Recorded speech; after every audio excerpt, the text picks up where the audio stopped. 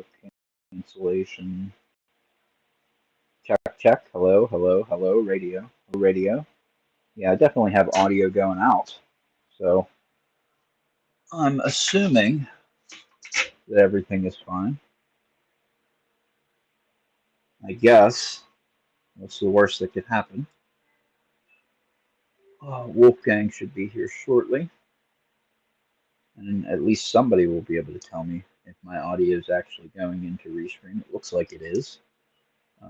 When you go choose your audio, there's a little bar that shows your audio level. That's really weird that you guys weren't hearing me, because I've been talking to myself for literally 40 minutes right now, which is weird, mental, they would say in the jolly old London. You're mental, Mom. You're mental. Oh well. Let's pick this lock.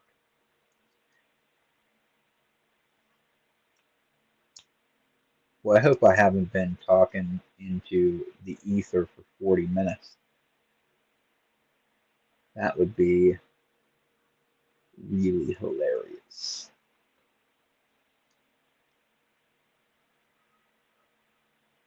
6, 5, 4, 3, 2, 1. Back to the back. I got nothing. So there's 6, and we got a false set. Take that. There's a little more quarter movement. I hit 5. We're going to lighten up on tension because things started happening when I lightened up on tension on this. It's like actually kind of cool when you get enough locks in your collection where like you can pick things up and be like, you know what, I can't remember at all what I did to pick that. I have no idea. So it's like picking up a brand new lock. You know that you can pick it because you picked it before and that you remember, but you have no idea what you did to open it. That's cool.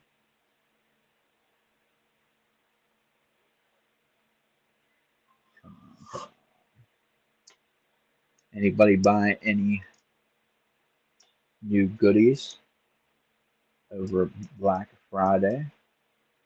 I was saying earlier, Jimmy Longs, the man, released his V5 in 15 thou, and I was able to get the gems in 15 that I missed on the first go around.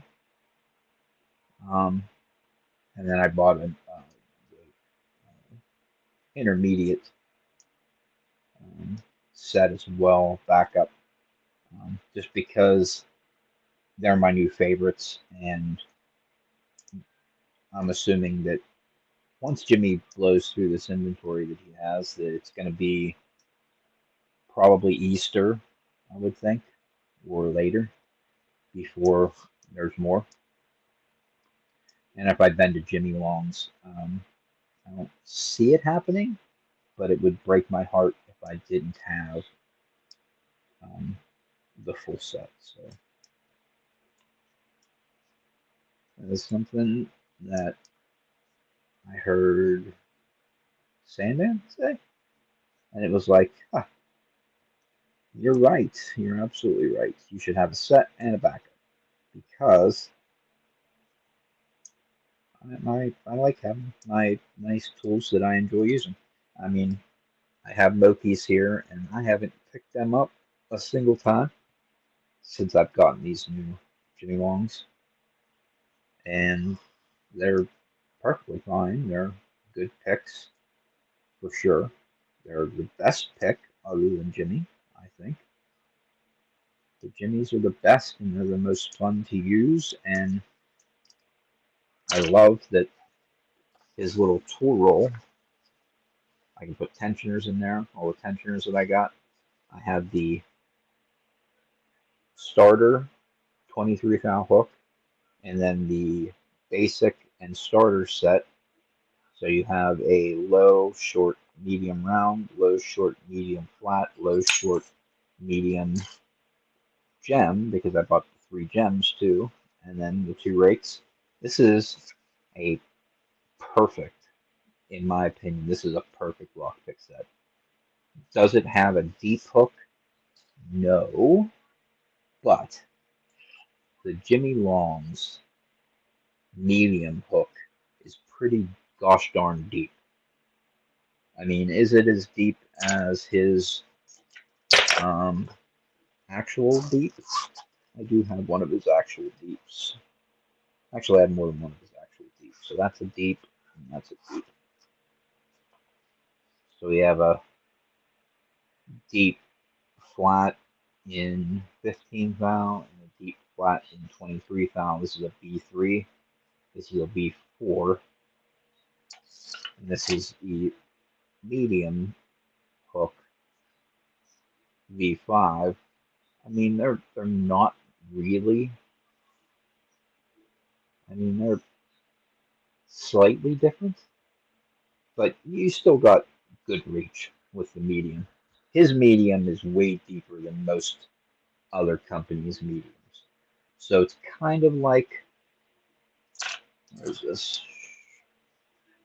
His low flat is pretty deep actually. You know what I mean? It's like a, he calls this a low medium and a or low, short, and medium. But if you, that's just semantics. This one is shorter than this one is shorter than this one. You could call this one a short, this one a medium, and this one a deep, if you so desired. And that's pretty much what they would be if they were anybody other than Jimmy, because Jimmy's deeps are freaking outrageously deep. I mean, they spoil you. They're so deep. What how freaking deep that thing is. Deep. I'll stop saying deep now. It's creepy. Oh, boom, boom, boom. Stop being creepy, Ray. This is my little set with everything that I used to pick this lock. My ASA Maximum Plus Restricted. I pick stage 1 using this crowbar pick that I have. It's a, they call it a gem, but it's not really a gem, from Bare Bones. It's my beater pick. I mean, if I want to really crank on something, it's this, because this is my least. There's, I see. I hate saying that. I hate saying that it's my least favorite pick, because it's not. It's one of my favorite picks. I use it all the freaking time, but it's the one that would break my heart the least if I damaged it. That makes sense? Even though it comes from Australia, it's probably the easiest and cheapest one to replace, um, because Jimmy Longs are the cheapest, but you have to buy them when you can because they're only in stock 1 hour a week, and that's just now. Pretty soon they're going to be out of stock, and they're going to be out of stock for months. And that's the breaks. That's the way it is. I'm assuming he's gearing up. I've heard rumblings about there being a time in the not so distant future where Jimmy Longs are going to be just like every other production pick, where they're going to be in stock all the time, and that's just going to be the way it is. And it's the feeding Jimmy Long's feeding frenzy will be a thing of the past, and I look forward to that. But as of right now, that is not the case. So Mokies, I like the Moki picks better, but not very much better, honestly, because there are 3 things. These are my 3 favorite manufacturers: Jimmy Long's, Moki, and then Bare Bones is number 3. Um, Covert Instruments is number 4, I would say. And then everybody else is below that. Multi-Pick's the leader of Tier 2, in my opinion. But that's for another day. But these are the easiest to replace. So the things that are in common with the three best manufacturers is there is a built-in stress point in a lockpick, and that point is, let's just grab this one, a crap pick, but right here, these shoulders. Anytime you have a right angle anywhere, that is a fracture point built into the pick. It could break there, and that's just that. I don't like it. I like the way that all three of these manufacturers shoulder their picks where there are no right angles. So you have Jimmy's that have this slope here. They have a very similar slope on the Moki's. And then Bare Bones is different, but similar, I guess. You have a little taper here, and then this rounded section to relieve stress there.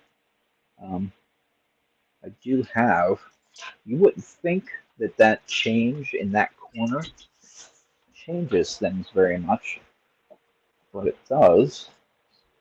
And that is according to some work that Jimmy and Christina did. I think Christina helped them anyway. We'll give them both credit. I think that she helped them with this, but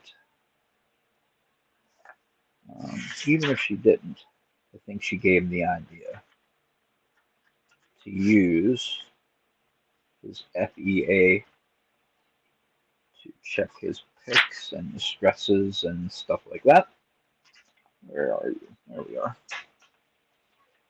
There's an image of the difference changing this shoulder here from that, how it changes the load and the stresses at the tip. Do I know the math behind that? No. I think physics is interesting, but most of the stuff that I read on physics is like string theory, relativity, quantum mechanics, stuff like that. Regular, Newtonian physics, not something that I dabble in very much. And the math is way over my head for sure. But I just like reading about it. But it's super cool that he actually did this and was able to determine the differences in stress. So all the picks that I like the most have that feature. I've never broken a single one from any of those three manufacturers, and the ones that I slightly deformed from Moki was technically months ago, and they haven't deformed any more since then. But that's on me, You can't be all ham-fisted all the time and then blame it on the pick. So anyway, I love those three manufacturers. And speaking of, this is actually my write-up for my Jimmy Loam's review that I'm going to be doing this week. I'm going to review his first batch of V5s. So the starter, the basic, the intermediate, and the gems. So we're going to run through those, and I'm going to review those, and then I'm going to review the 15 valve. Well, maybe I'm not, because I didn't buy replacement 15 valve picks for the rounds or the flats. And I don't think I'm going to, just because there's a lot of people who want them, and I already have a set. And I have a set and a backup of the flats, and I just have the one set of the rounds. But I'm going to be honest with you, I use flats more. And I think I'm going to use the gems even more, God, I love gems. They're so. I mean, if you know what you're doing, they're awesome, super precise picks. They're like so flat. It's flat. Has a nice flat thing. You can tell when you're on the bottom of the pin, but you don't know where you're at the bottom of the pin. And I find myself doing that all the time where I'll go and I'll feel the bottom of the pin. Okay, I'm on it with the flat. And then as I lever back, I'll be too close to the edge and I'll slide up in between the pins. And because jimmies have nice sharp corners, they're all nicely tumbled and polished everywhere except for the very tip. They're sharp, and they should be. But if you kind of go up and slide off and go in between the pins, the tip, the sharp corner in the front and the sharp corner in the back, could kind of get stuck between the tips of the pins. Let's just draw that as a picture because it won't really make sense unless I show you.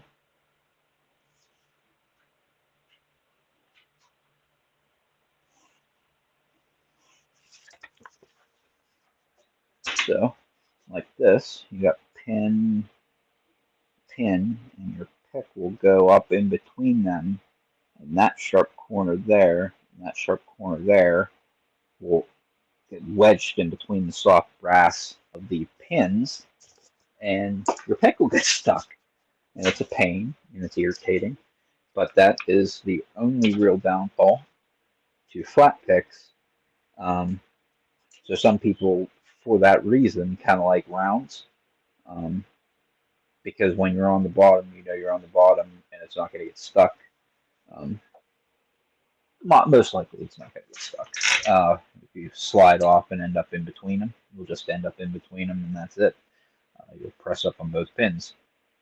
Um, the gems are my favorite because they're super precise, and as you go in, hit the bottom of the pin, it kind of, because it's sharp, the way the pin kind of bites in between the pins on those, whenever you use a gem, it will bite one half. Draw another pin. Because the gem is shaped like this,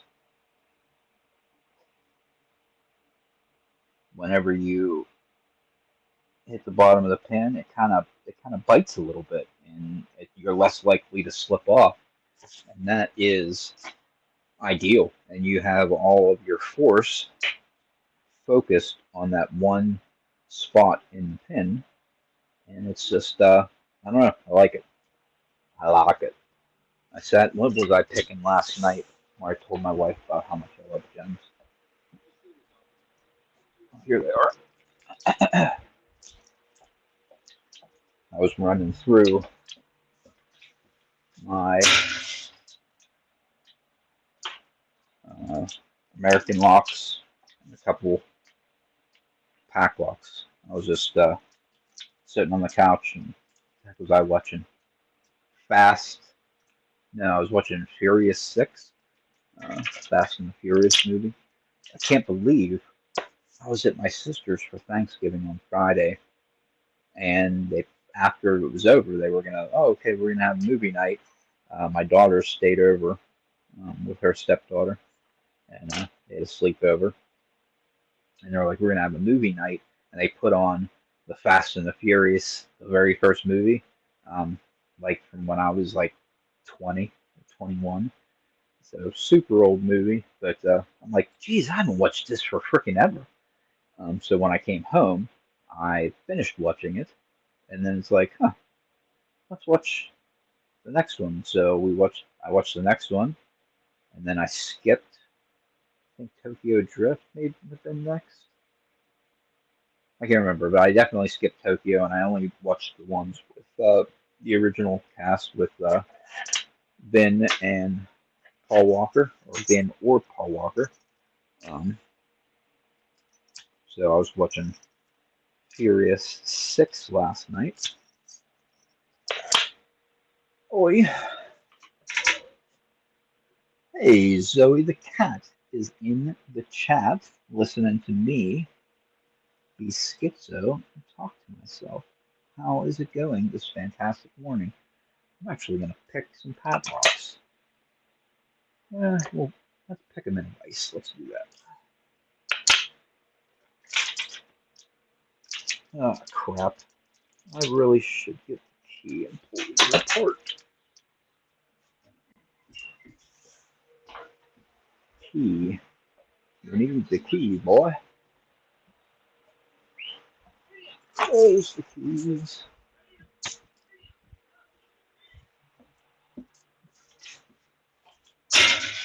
I love these. The lanyards from Lockjaw MFG. I like whenever I'm picking something, what I'll do is I have a bunch of these little key rings from the vet office, actually. Put the dog's like rabies tag on it. But I usually grab a handful whenever I'm there, and I put keys on them. That way, like whenever I go through a phase, like I'll be like, oh, I'm gonna pick some American 1100s. I grab the keys for the American 1100s, and I put it on Cal. And hey, I'm gonna do some, Lotto 410s. I'll just reach into the box and grab the rings with the lottos on it, throw them on the lanyard, and that is how they're easy to find as I'm screwing around with locks. So I think it's this key. Yep, that is the correct key.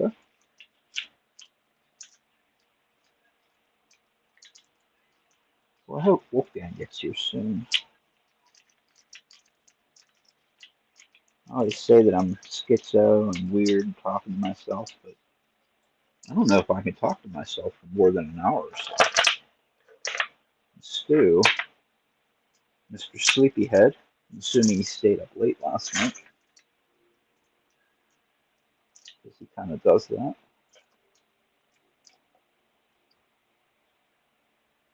I hope all is well, because he did tell me to call him if he was not awake, which I did twice, and he did not answer, so hopefully all is well. I'm sure that it is.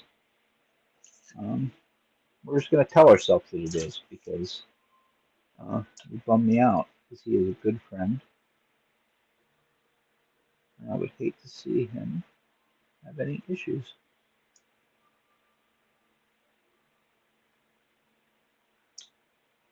There's 5, there's 3, right there, binding. Click on 3. This is 1, I believe. Nope, that was 2. There's 1, not ready yet. 5, 4,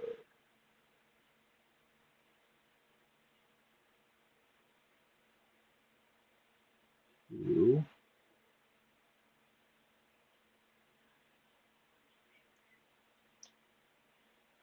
1. Click there. 4, 3.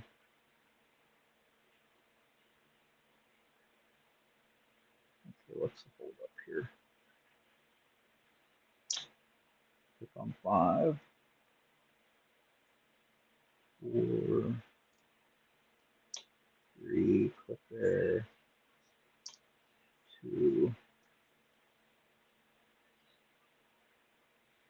Click on 1, 5, 4, 3.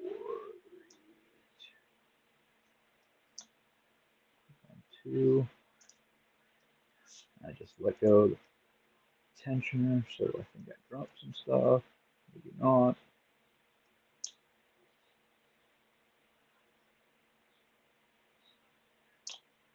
4, click there.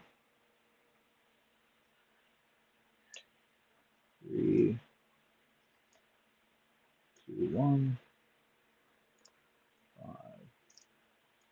just dropped some stuff.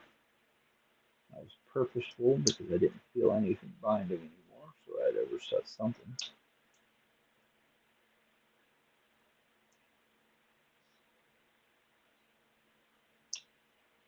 2, 1.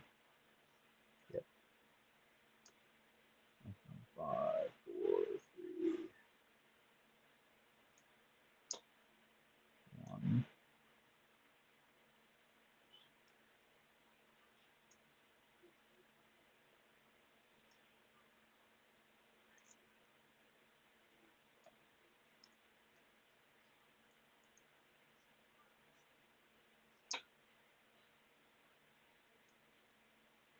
There's 3. Oh man. Reset again, because obviously I'm doing something wrong here. Click on 3. Stay on it. Click on 2. Click on 1. That feels good. There we go. False set. Now it's standard. American Walk 1100. You're trying to get your false set and then chasing counter rotation. Nothing on 5. No 4. No 3. No.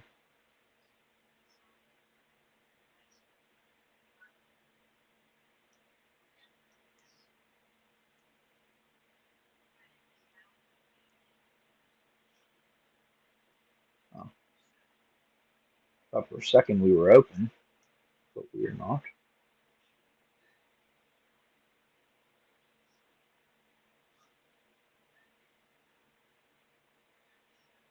Okay, what the heck is holding us up here? I'm looking for counter rotation and not getting any. That's gotta be 5.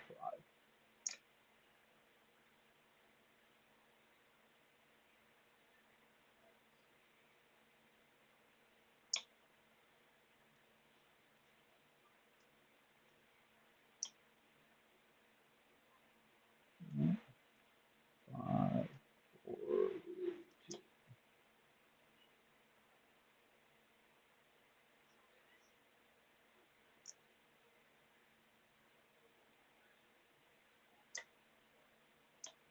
2 there.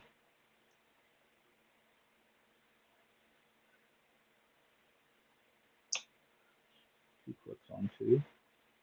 5, 4, 3, 2. Click on 1. Click on 4. Click on 3. Well, we're screwing this one up really bad. It's making me look bad. I was definitely picking this off last night. Maybe I should pick it in hand. Let's do that. Let's pick it in hand.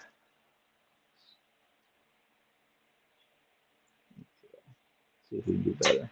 Do I have a gem? Yes, I got a gem.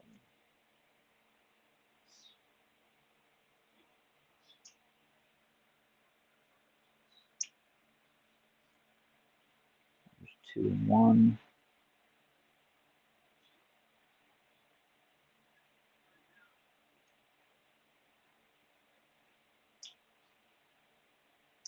Two clicks on 1.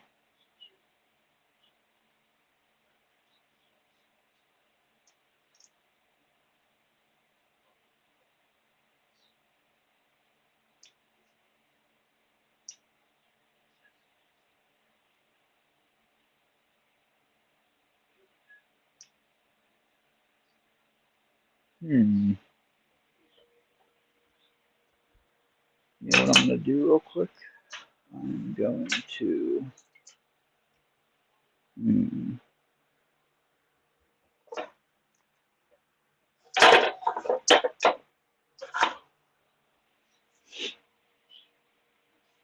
check the IS cord.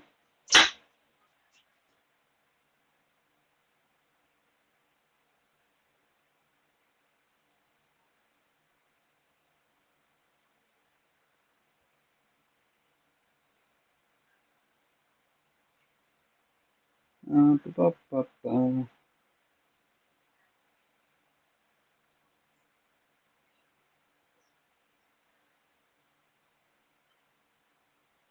Crazy. Yeah.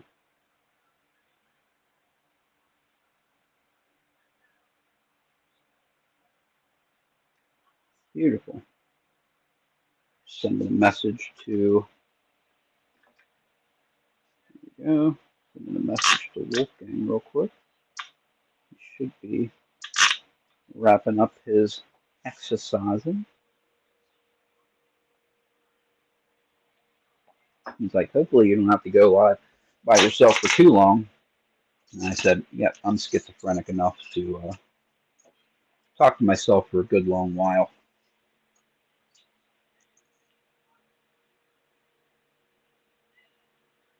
I didn't ask this since Newhouse and Zoe the cat showed up. Anybody picking anything fantastic? Anything crazy going on? Any new and exciting news? Okay, we're moving on to the next one. We'll come back to that one.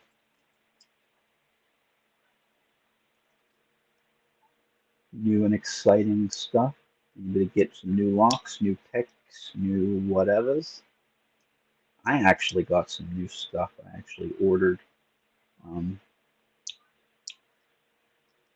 gonna give them to my wife. Already give them to me for Christmas, but probably not. I'm probably just gonna keep them. But that's kind of the thought ahead of time. There's a knife brand that I really like.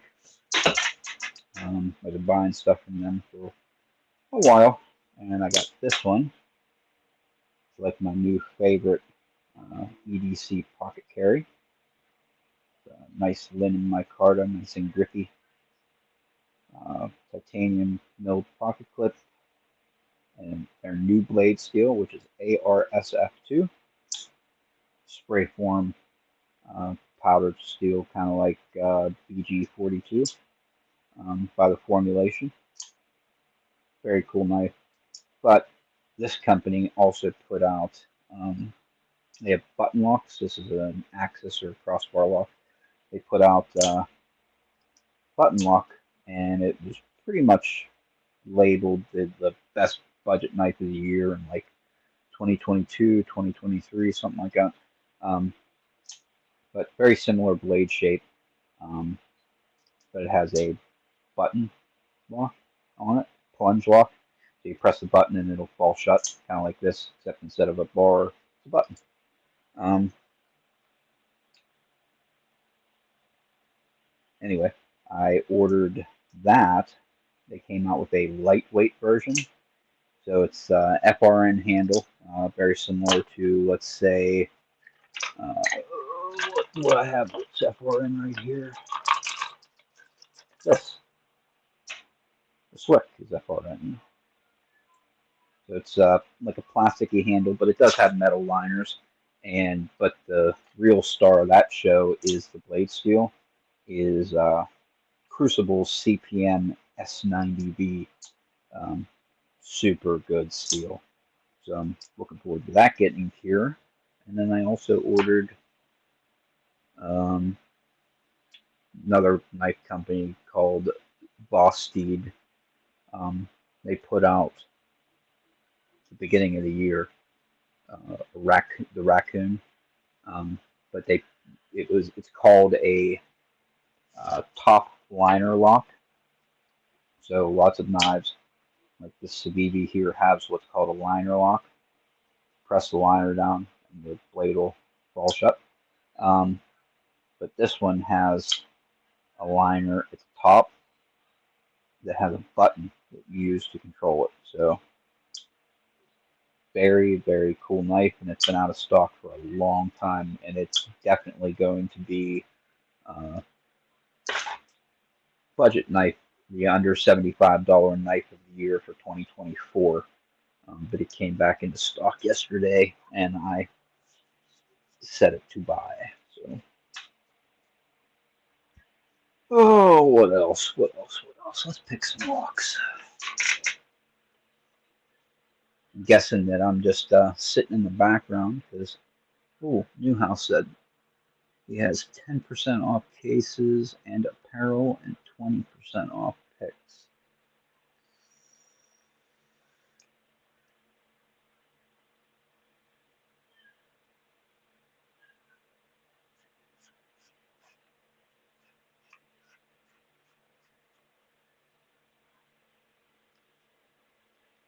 I have not bought anything from Newhouse's store, but he does have custom rakes that I noticed because I was looking. Um, I just I don't know. I need to do some reviews on these picks that I have because I have so many freaking picks, and I've done no reviews because I've been kind of waiting for to get them all. I was planning on getting them all, comparing them all, using them all, and then coming out with reviews for everything. Um, and I was waiting for Covered Instruments to release Apex, um, and I just decided that it's time to move on without them. And whenever Apex comes out, if it looks good enough for me to buy, I will buy it and include it after the fact. I'm sure that they're going to be fine. I'm sure that they're going to be just as good as Jimmy Long's. Not really, though. I don't think that they're going to be as good. I think that they're still going to have the right angle shoulder that I think is should be done away with in lockpicking. I think everybody should move away from it. We now know that that not just is a stress point there, but it also causes stress at the tip. I mean, it just does. Do I know the science behind it? Nope. But you can't lie with the data. Um, oh well, yeah, I can't wait to do this review. I'm pretty jazzed about it. Jimmy Long's V5. That was actually what I was planning on doing yesterday, but my HOA where I live put out a letter saying that they were coming to pick up our leaves on Monday. So I had to get those leaves piled up so that they can come around and mulch them and make them go away.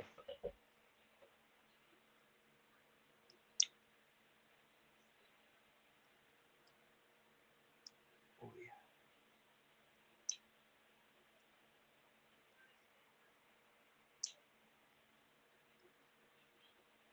I don't know. I think my friends all forgot about me.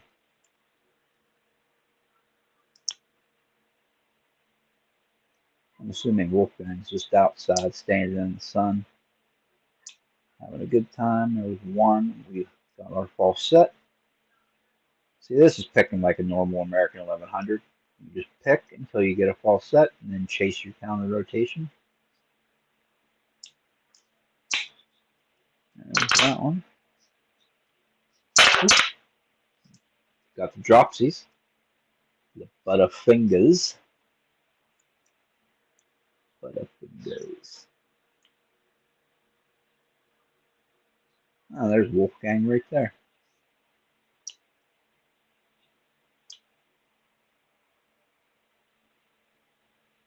He is a good friend and a good picker. He's growing. We both have the same kryptonite at the moment. The old Asa barrel pin. Boy, they really suck. They just. I'm doing much better with them, but they're still just like. Especially this one here, the Asa Maximum Plus Restricted. The Twin Combi is a little bit easier. Drop the intentioner. Let's see if we're open. We are. Nice. Let's go for the purple one. Purple one, number one. I don't know where Stack Stew is. I'm already getting ready to make my second cup of joe.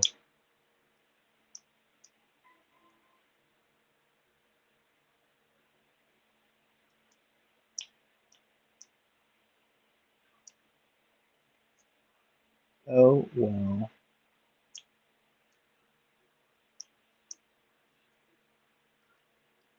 What's everybody going to be doing today? Anybody doing anything outstanding, fantastic? Stuff with the familia, recording some videos. That's what I need to do. I need to um, I didn't get around to recording a video for Nick Vic's giveaway, which I wanted to and didn't get to because of the leaves. And then when I was done with the leaves, it felt like somebody beat the shit out of me with a bag full of nickels. So I didn't do it yesterday. After I came in, I was outside with those leaves for probably five hours or so. Um, and it was like I borrowed. My sister has a like gas leaf blower for the backpack because I had a couple extension cords and I was using my electric one that I usually use.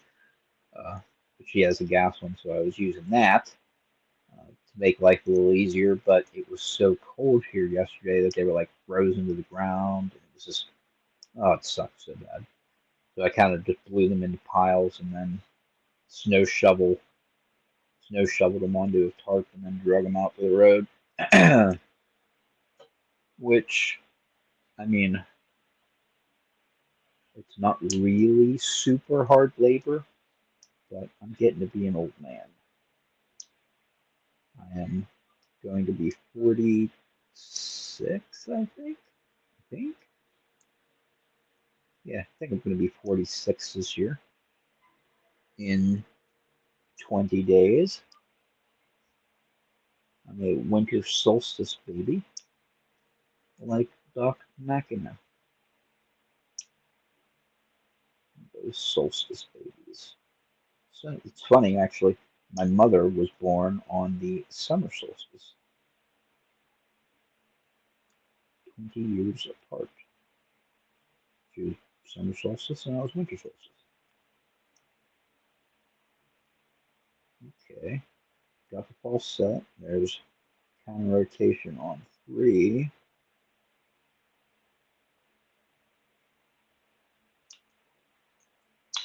Opened.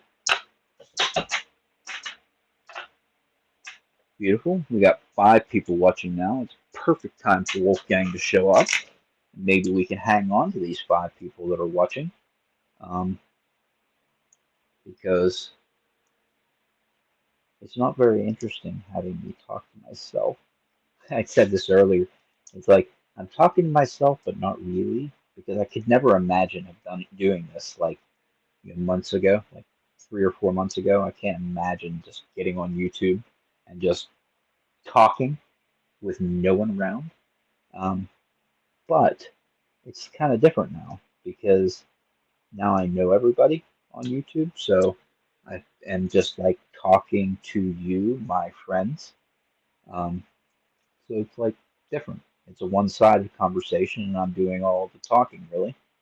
But I'm still talking, well, not really talking to you. I'm talking like at you, I guess. But that is how it is in my head anyway. Open. Let's move back to this one, which I don't know why it was not opening. This gets this one.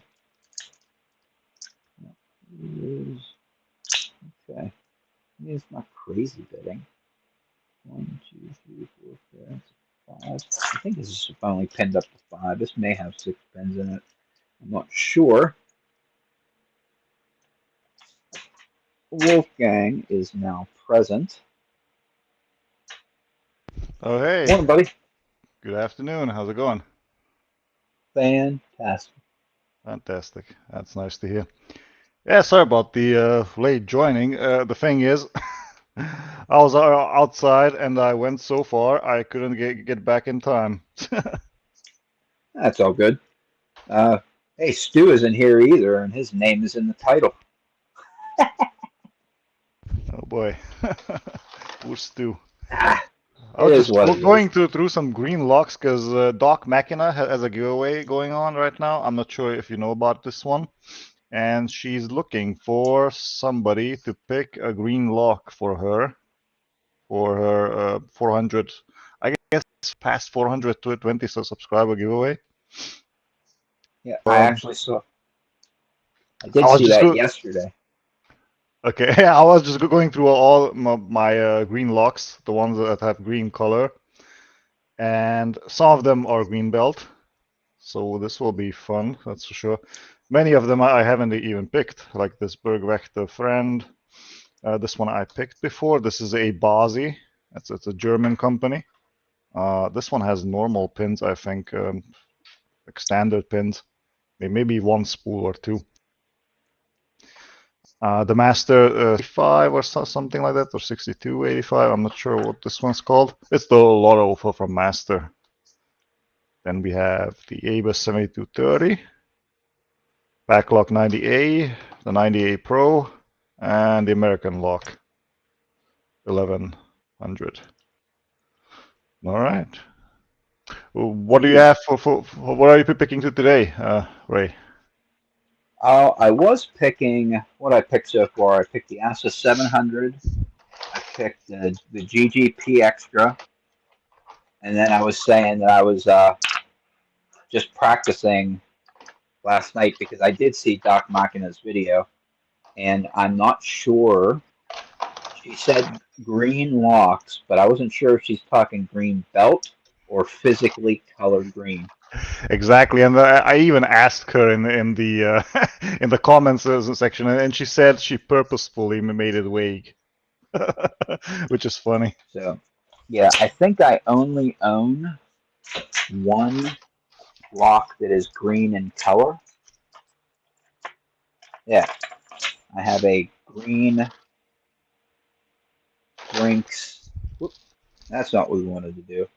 A green Brinks All right. aluminum Lotto style lock is the only green, physically green lock that I own. So what I think I will do, I think I'll pick a green belt lock and a green colored lock. We'll just do All right. both. Good idea. Ooh, or I could pick a green lock with a green pick.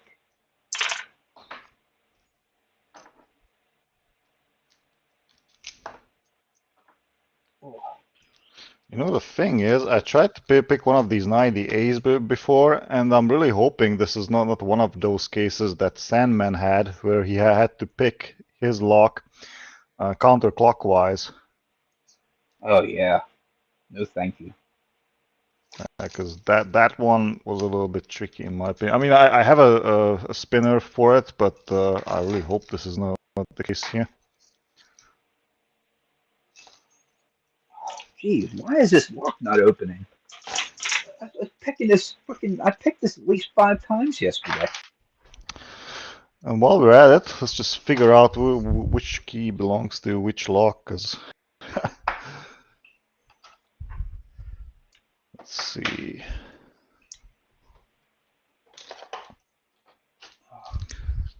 There's one. 90A. Yeah, I only have one 190A. I actually bought it off of eBay, um, and it came with a. It had an awful bidding. It had like 3 0 lift pins in it, Oh wow, like three. no lifts. Yeah, Wow. so it's like you had to pick 3 pins and the thing would open. So it was a terrible lock. So I Sounds bought. like it. Yeah, I found a another pack lock key, and then I pinned it up to that key. Oh man.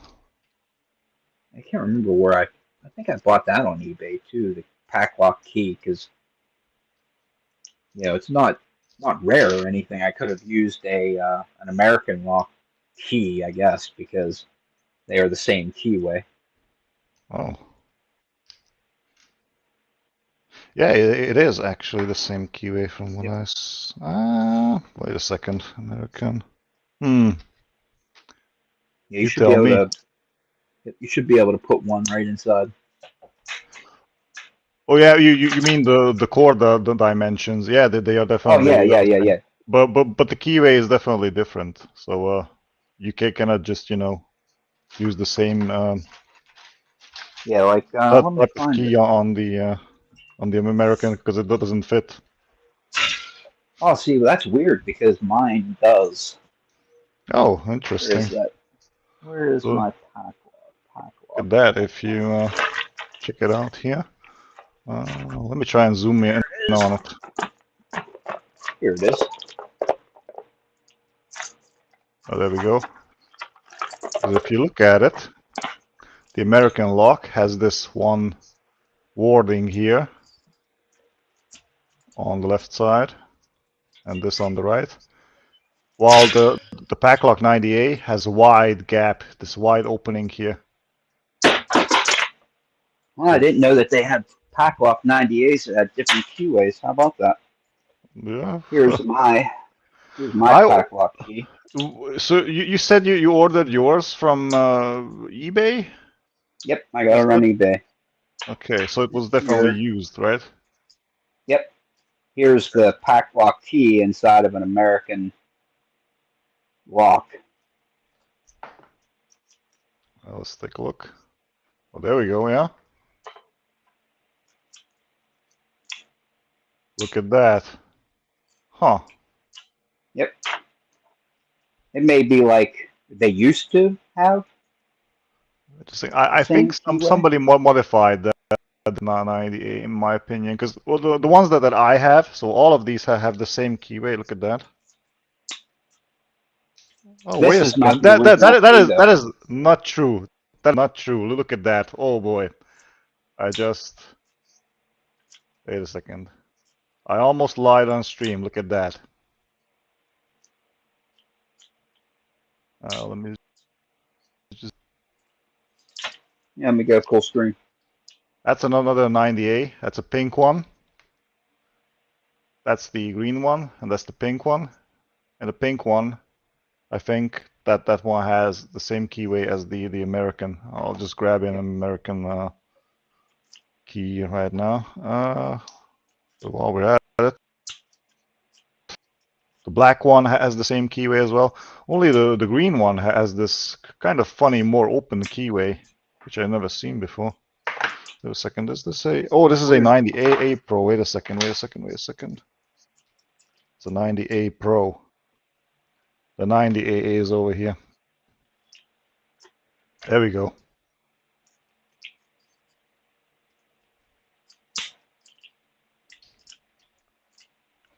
Look at that. All of them have the same keyway as the American lock. Yep, I thought that it was the same. Uh-huh. Well, I picked up the wrong lock. But there they are. Look at that. Oh. Okay, well, at least we solved this mystery. It was worth waking up today. Oh, see that? I thought my phone's been plugged in this whole time. I unplugged it by mistake. Ow,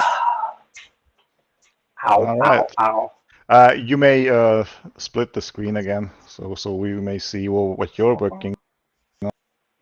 So next topic while we're organizing the locks here. What did you think of the Jimmy locks? The Jimmy Long's what was that? The latest sale this Friday. Did you pick up any 50 cal picks? I did. I bought the 15 thou gems because I did not get them the first time he released them. So I bought 2 sets of the gems. I bought a set for me and a backup. Oh. And I also bought an intermediate set. so that I could have a backup of that as well. Because I think I'm assuming pretty soon he's going to run out, and then that's going to be it for. I bet that he's out of stock for 3 months or more. Yeah. Did it sell out again real fast? Oh The yeah, last time? yeah. Within I checked in on it. It was I don't even think it was an hour later, and everything was sold out, but the starter set. Oh boy. Wow. Yeah, it's no joke. He sells out rapido. Sounds like it. Yeah, there's Oh, no doubt. Like I assume that pretty soon that we're going to get to a point where um, the Jimmy Long's feeding frenzy will be a thing of the past.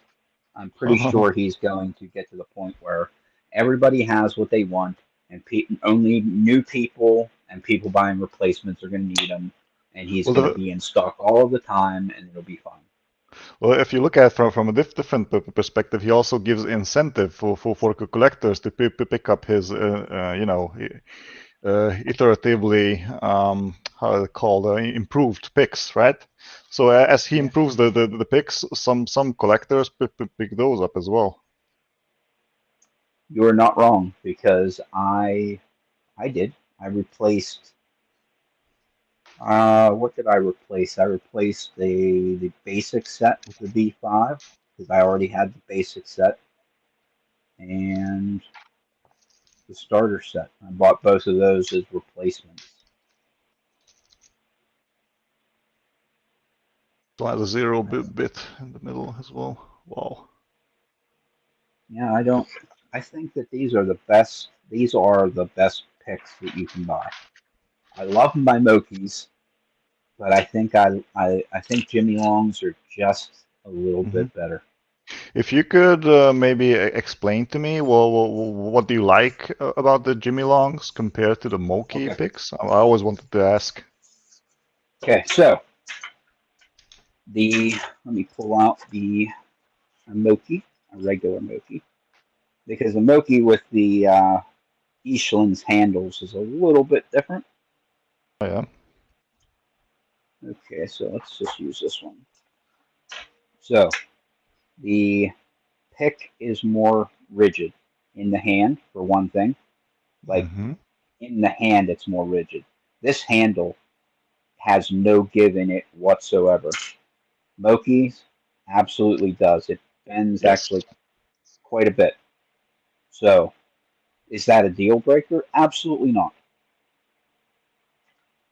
Also, Jimmy Long's is a little bit shorter, so they're a little easier to find cases for and to have like this is what I carry in my bag. Carries 12 Jimmy Long's picks in it with no problem.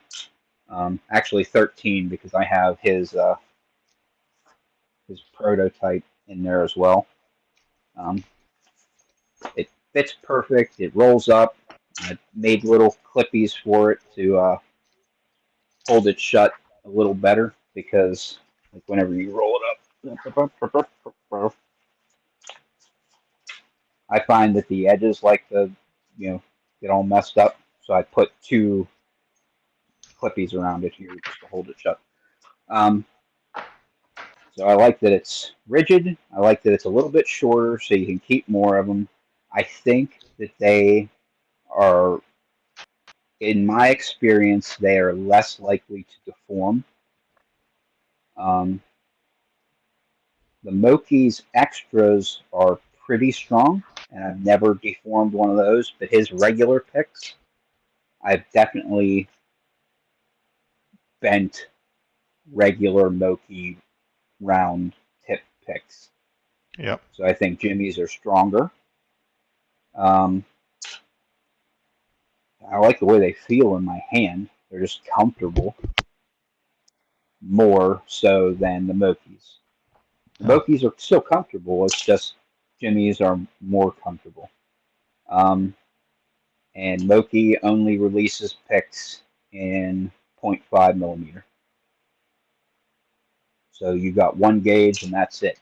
It is the most likely gauge that I'm going to use, but there are still times that I want to reach up and grab a 15 thou pick, or I'm in something with a wide open keyway like PacRock 98 Pro. These things are crunchy, and sometimes you have to bully the pins, and I would rather have a 23 thou pick. Also, the third thing is, well, wider picks give you more feedback, which is something that people kind of forget sometimes. It's funny that you say that, because I literally have typed out these things for my review that I'm going to be doing on the Jimmy Longs, because he is the first review that I'm going to put out, and it should actually be this week. So. Oh wow, we're looking forward to that one. That sounds nice. Oh, and Jimmy Longs is less than half as expensive. These are cheap. The price of this, I actually did the math on it. Where's the freaking math on that? So I did the math on multi-pick. Multi-pick is $9.63 per pick from multi-pick. Jimmy Longs are $5 a pick. Mokies, if you get them with the handle and hardware, they are $10.92 for one pick. Jimmy Longs are $5 a pick. So for every Jimmy Longs you can get 2 Jimmy Longs for every 1 Moki. Which technically he has another pick in the handle, but that is a bonus, so you're getting a little something for it. But I don't know, getting 2 full-size picks for the price of 1, I mean, it's not the same as having a pick in the handle. It's close, but not the same. Yeah, and how does the Islands, the Delta 444, differentiate themselves from the ones? They are more rigid, but definitely not as rigid as the Jimmy Longs. Still, they're nice for sure, but they are almost just as bendy. A little bit more rigid than the originals, but they're definitely bendy. I wonder what Islands is using as a material there for those. Because I remember Moki is using not PLA and not PETG, but the what is the other one called? It doesn't come to my mind right now, but that one's printed differently. You have a different type of printer for those handles. Really? See, I don't know anything really about 3D printing much. Like, I know about PLA, and I know that that's the most common thing that's used. Now, I had a friend of mine in amateur radio. He printed this up for me, and this uses some kind of nylon, and boy, is this stuff freaking strong and nice. It's some kind of, I don't know if it's nylon reinforced or if it's all nylon, but he said that he had it, and he asked if I would want one of these printed in it, and it's lasted forever. It is so nice. Oh wow! Okay, that's great. Yeah, it stands up the heat too, because the core inside here, I actually, because it's so small, I used. There we go. Used one of these toroids. This is a 140-43 mix toroid, and it will handle 100 watts for a while, but I put 100 watts CW full duty cycle through it for like 8 hours in a row during a contest weekend, and it it didn't deform or heat up or anything. It was chef's kiss. Nice. I'm just checking that material. While I was at it, Humboldt Picker has just subbed to your channel, by the way, and he realized that you're live, so he joined us. Hey, how's it going, Mr. Humboldt? Thank you very much for the sub. And normally it's me and Stu and Wolfgang here on Sundays. We come on every other Sunday, so every 2 weeks, bi-weekly at 7 a.m. Eastern Standard Time. So what is that? 1300 hours Central European Time. That kind of gets a good idea of when it is, and we kind of did it so that we could pick up and do a live, basically catering to the the European and Australian guys, because normally our lives here are 4 or 5 p.m., which means that it's like the middle of the freaking night for you guys. And we kind of wanted to do something that was like during normal hours where you could like come on when the sun's still up. Definitely. Talking about Australians, we're shitty. Usually. Yeah, I sent him the link yesterday to see if oh, he's in California, so this is even suckier for you. It is 7 a.m. Eastern Standard Time's like 3 in the morning for you. Holy smokes.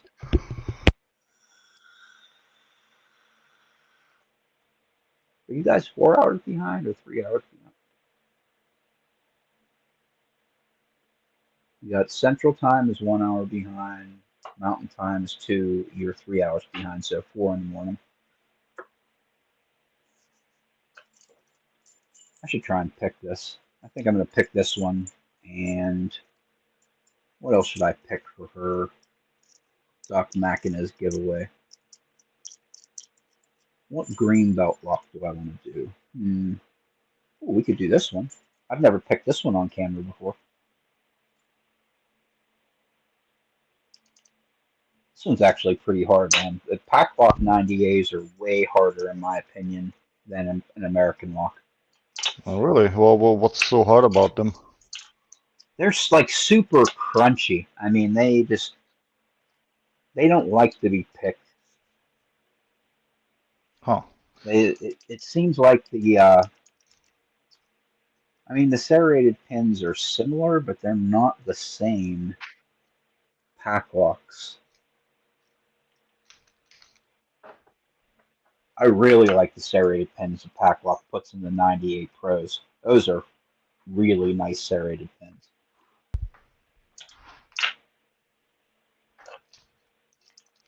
Let's pick this. I haven't picked this for a long time. I can only tell you by experience when I tried to pick this one. I mean, the same way as you have the American lock, the American 1100, you have to crank up the tension a lot when you're picking these. Otherwise, you get like no feedback. The pins just go up. They overset if you don't use enough tension. Yep, that is exactly the problem that I have with this one that I don't really have with when I'm picking Americans. I don't know, they just seem like they're easier. Probably just my style. There's probably people out there that pick the 90A and say, you know what, that's so much easier than the American. I think it just depends on your picking style.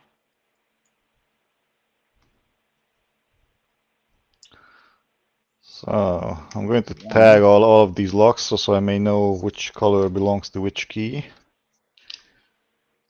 before I start picking. We got our false set. That was quick. I haven't picked this for a long time though, so maybe it's just in my head. You got a false set on that one? Oh, okay. Yep.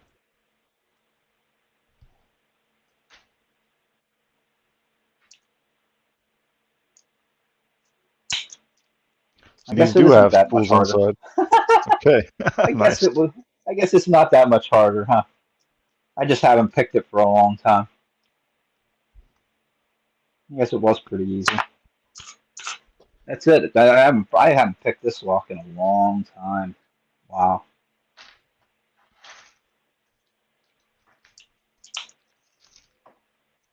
I mean, essentially, it's almost identical. Oh, you know what? I know why I thought this was harder, and it should be harder. This has 6 pins in it. The American Oh, only has 5. oh yeah, that's true. Well, I Haha. think that there's one American, the 1106 that has 6 pins, but I'm not sure if those are like spools or serrated only.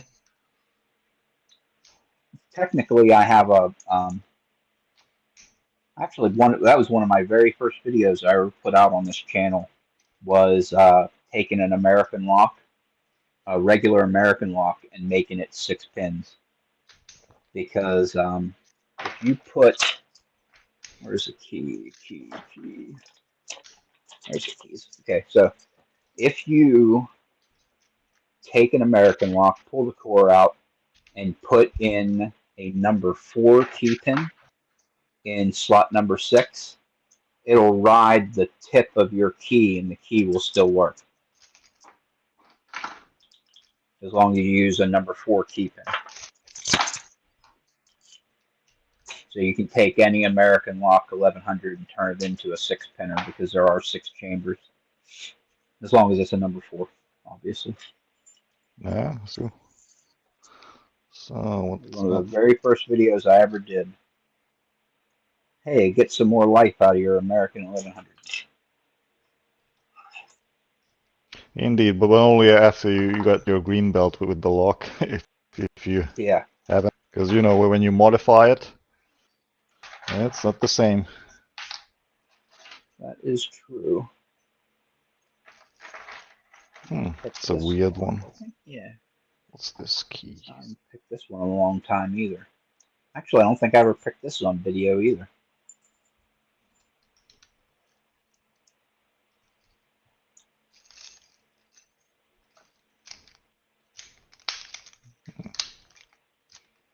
It's a weird one.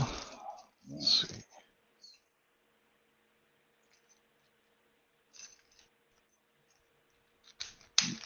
Still Kicking said he's the reason that Stu is up late. You butthole. You're fired. You're fired.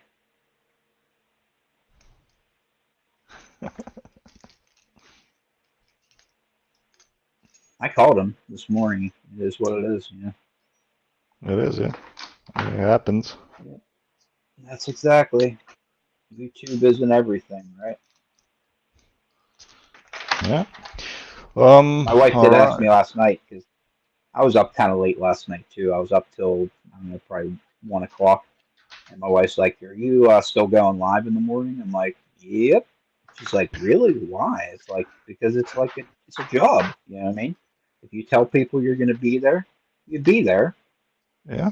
That's it. You know, you say you're going to be there, you be there. Because if not, then you know your channel becomes irrelevant and people don't watch, and that's that. That's the right kind of, what's that called? I had the word on my tongue, but totally forgot. The right type of attitude. That's what I want to say.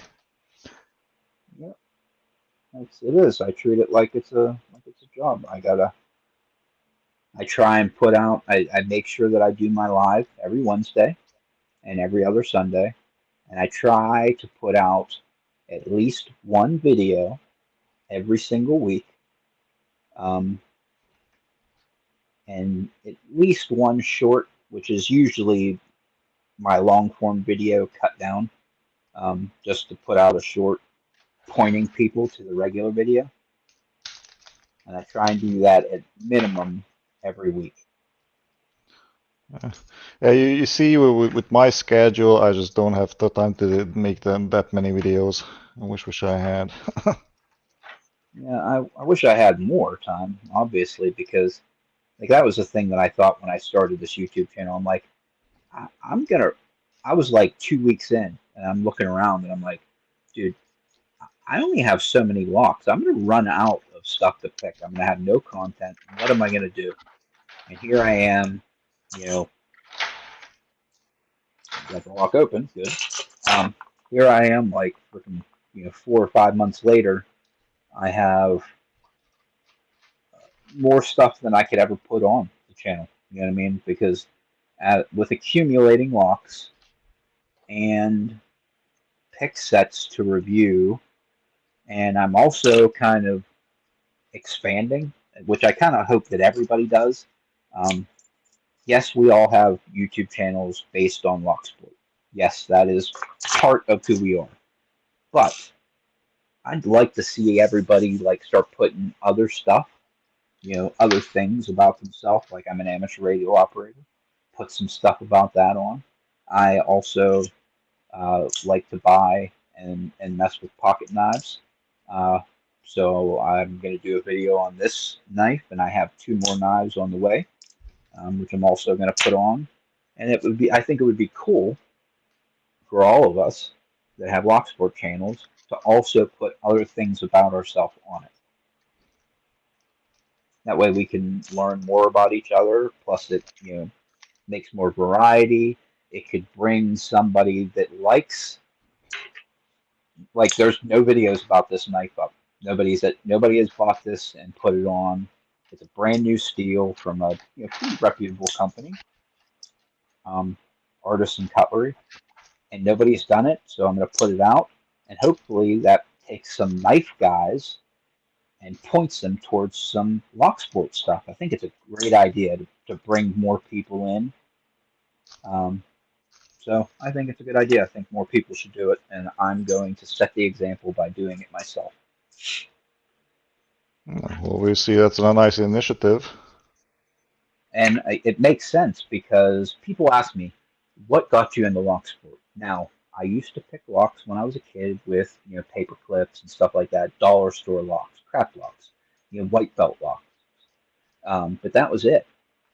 The reason that I started picking locks was an amateur radio channel that I watch. The guy's name is the Smokin' Ape. He has 60 or 80,000 subscribers for amateur radio. Southord sent him to review a lockpick set, and I watched him messing with a lockpick set from Southward, and I'm like, that's really cool. So an amateur radio guy actually brought me into Locksport, and I kind of think that I can do the exact opposite. Maybe bring an amateur radio guy or a knife collecting guy into Locksport by, doing some knife stuff and Locksport things.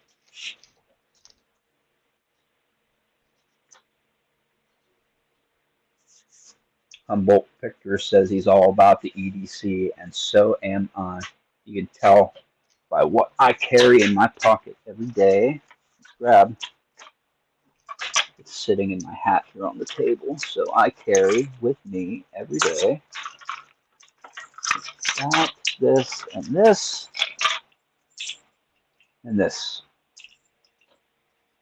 So we have the CJRB ARSF2 Alt Hectare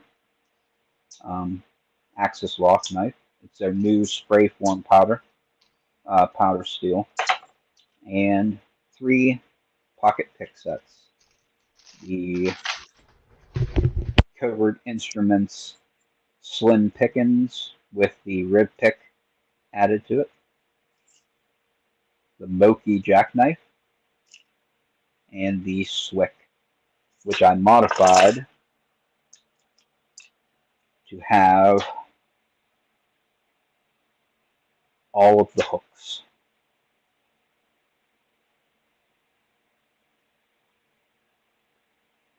I really love this pick, like a lot.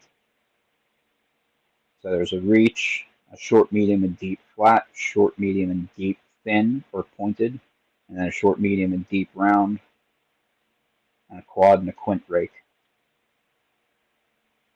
This is the best, most functional pocket pick set. Moki makes the nicest one, but this is the most functional.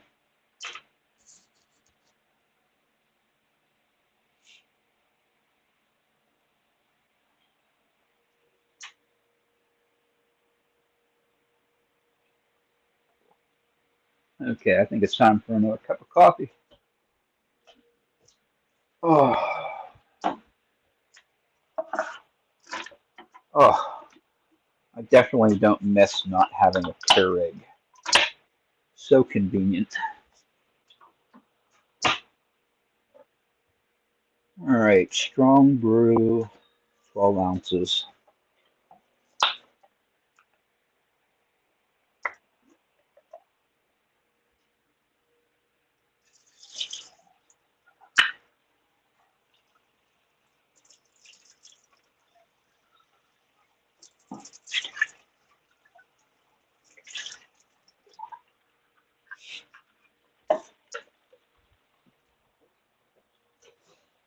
Oh, I thought for a second you had stepped away. I'm like, where's Wolfgang at? Oh no, I'm still around. I'm just that's what I'm up Oh, to. what I thought was actually whenever I'm streaming live, it also shows me how your internet connection is, and I thought maybe you had frozen because you were at one bar for a second there. Oh, that's interesting. Yeah. Let's see. I still need to.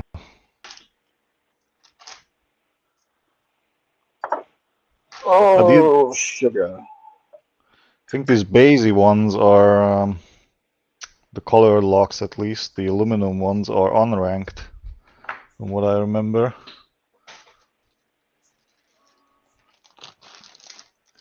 But oh boy, the first time I picked these was at one of these lockpicking competitions. And the first two I couldn't open because I wasn't sure what the hell it has inside. I couldn't get a false set or anything. I was just picking at, and there was like no feedback there. And it turned out, yeah, there are so many standard pins in these.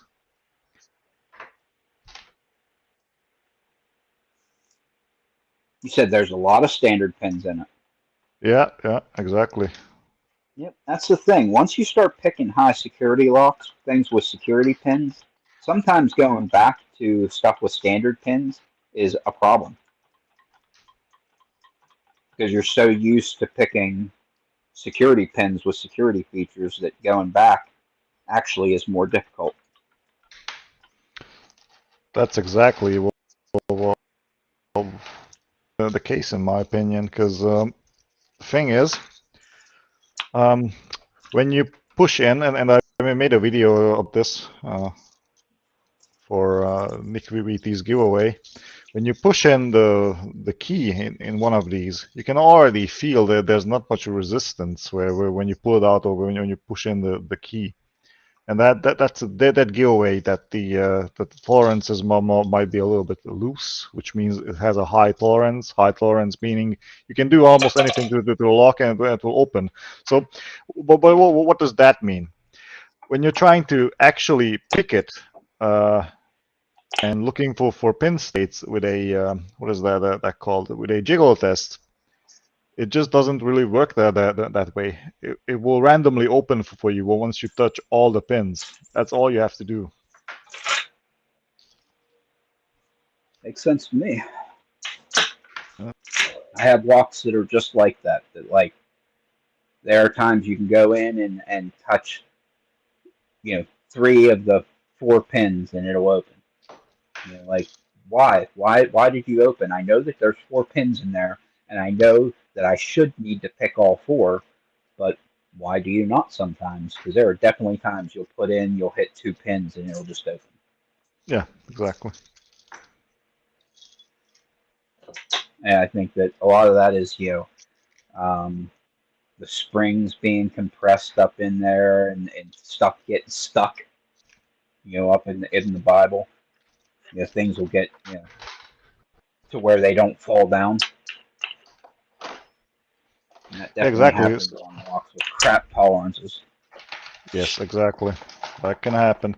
And sometimes when you're picking like one pin can stuck to the next one, the picking, and you're basically oversetting without noticing it.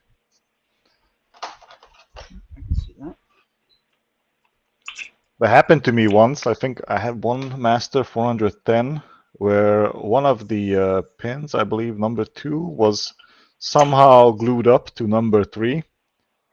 And I always overset number 3 while picking number 2. And I didn't know what the hell was going on. So I had to lube up the lock and then use a rake to get those pins loose. Oh boy. That was a great mystery that I had to solve. Yep.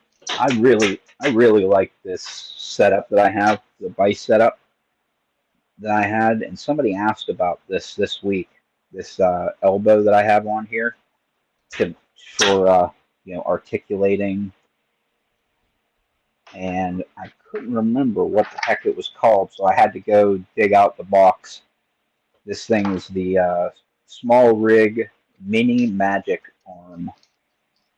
And I definitely suggest that for anybody who has a vise of any kind, because you can put it on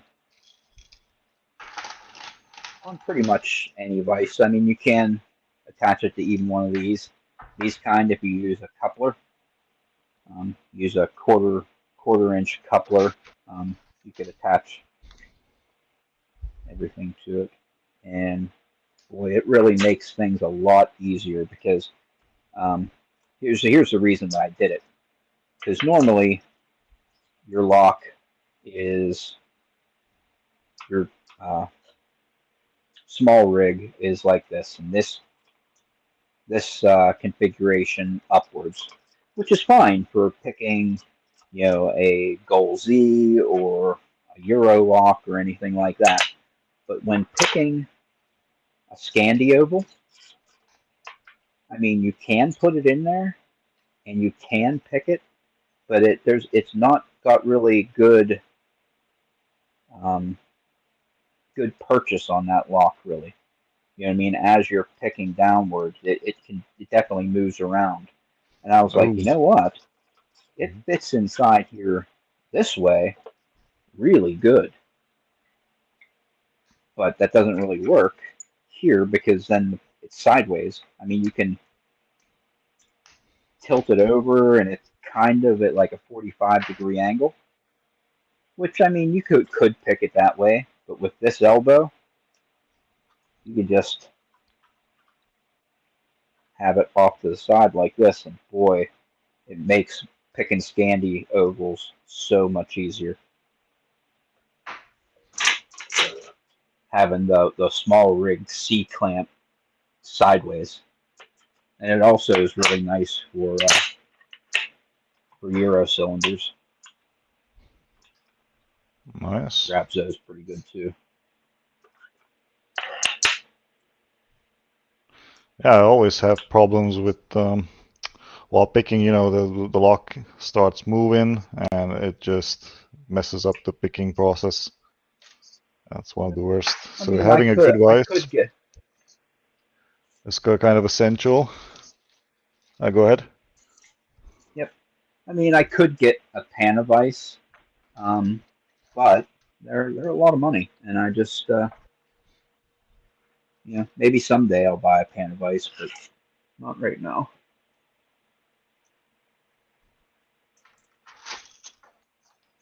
Let's see.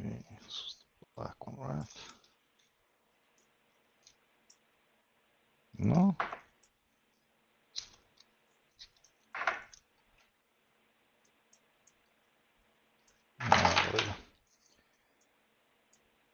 I'm gonna pick this. I think I'm gonna dig in on the Miwa U9 this week and see if I can make any progress in that lock. The U9. Yeah. Yep. It's a good idea. Have you managed to buy another one, by the way? No, I've not bought another one. Oh, okay. Oh, it wasn't the U9. Wait a second. It was the Goal Z that you wanted to buy another one from. Oh, right? Yep. I did reach out to White. He's kind of the guy in the United States when it comes to Japanese locks, the Goals and the Miwas and stuff like that. He's kind of the guy who imports most of them. Because I've been trying to get another Goal Z for, oh God, probably 4 months now, and it's just been impossible. I haven't been able to get one. He said he's kind of stepped back from the import scene for a while. You know how life is, so I can I just understand. told him, hey, cool, keep me in mind whenever if you ever get back into it. If not, technically, I could always buy one from JD in the UK because he always has them as well. It's just who wants to pay $25 to ship it to the United States?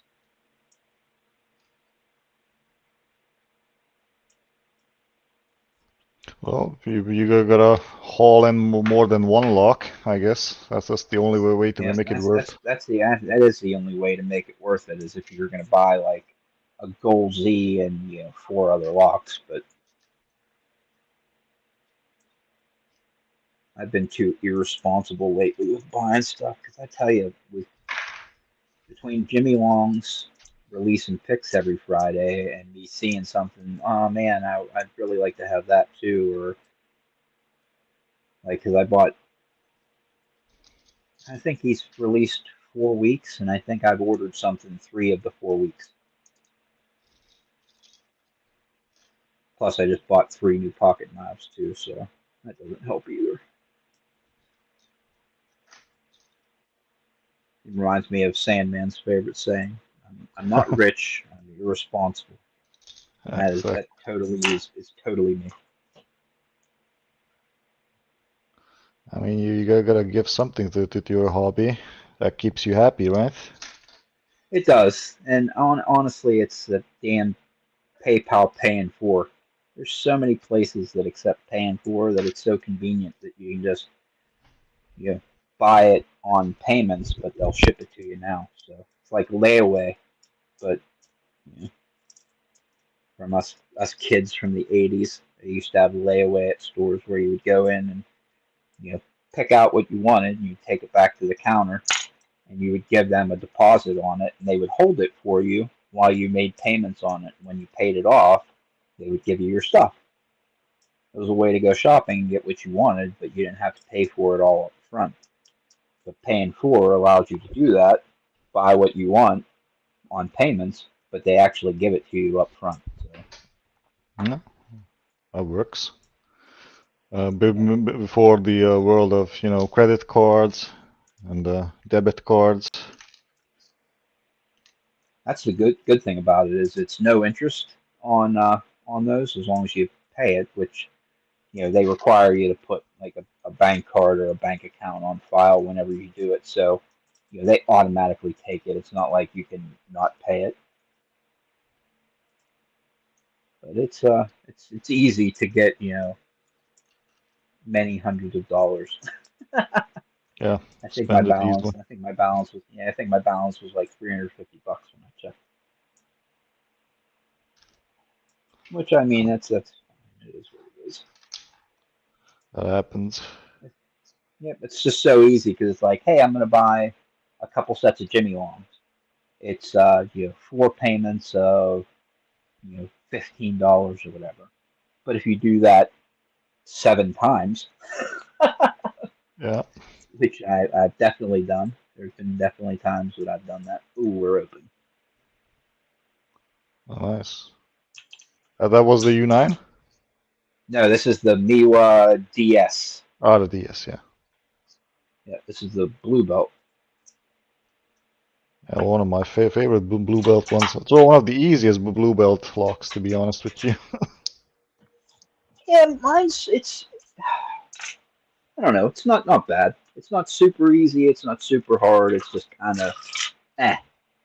I mean, it's decent. I got this one from Loki, Left Hand Loki from YouTube. Okay. Just heads up for everybody out there. Loki has a YouTube store where he sells the locks that he has picked already. Very cool.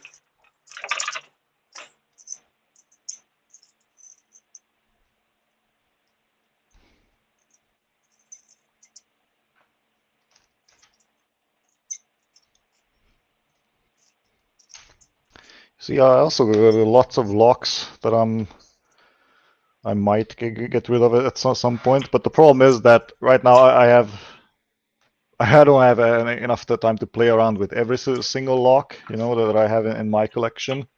So I'm just keeping them, and they don't take up that much space. They are heavy though. I can give you that. Yep, that's Chris Capoon. He has a large lock collection to the point where like he's afraid his floor is going to give way. Ooh, ouch.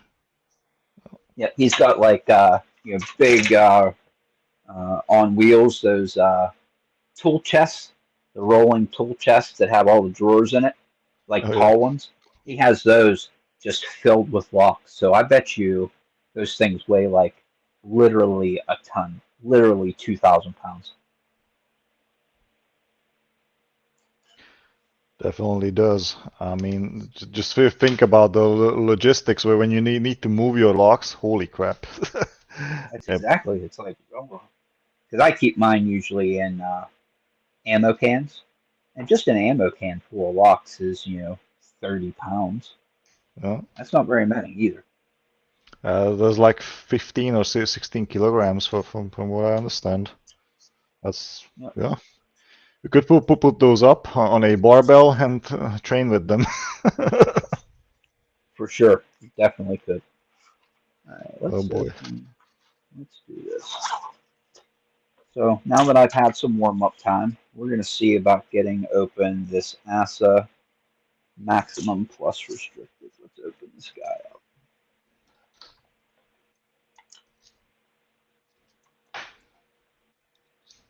Humboldt Picker says he's looking for a gold P. Contact White. He definitely has Yeah. Those gold are P's. easier to get than the Gold Z, that's for sure. Yep. I still can't pick mine. I mean, it's just I it's mine's super hard to gut because it's a mortise, but it's solid brass and it's like 3/4 of an inch longer than what it needs to be. Um, so it's super hard to like push it in once you got it because of those side ball bearings. And there's like an undercut between the cylinder and the outer housing. There's kind of like a step out where you kind of got to get it basically 1/8 of an inch past the face before you let go of those ball bearings. It's a pain in the ass. That's the long and the short of it. It's a pain in the ass to gut. Um, so I wasn't going to progressively pin it, and I couldn't get it open. Can't get it open. I still can't get the thing open, but I decided to progressively pin it, and I pulled out all but 2 pins, picked it, no problem. Put the 3rd pin in, absolutely no problem. Picked it a bunch of times. Put in the 4th pin, which is pin number 3, and it's really minimal lift. Like you gotta lift it like it's like a as little as you could move it with still needing to pick it. It's like a tiny minimal lift, and now that lock is impossible for me to open. I just can't. I just can't. I can't. It's killing me. Wow. Is that the one with the crazy roller coaster type bidding? Yes, that's the one. When I put in that lowest cut, um, here's the key. When I put in pin number 3, that super low one there, it became impossible to pick. I think I'm hitting it when I'm setting number 6. I think that as I'm setting number 6, that it's bumping this and oversetting it. Looks like a And I key don't for think a there's challenge anything. block almost with Yep. that I don't think that bidding. there's anything I don't think there's anything I can do about it. I don't know if this lock is freaking pickable because there's only so deep of freaking.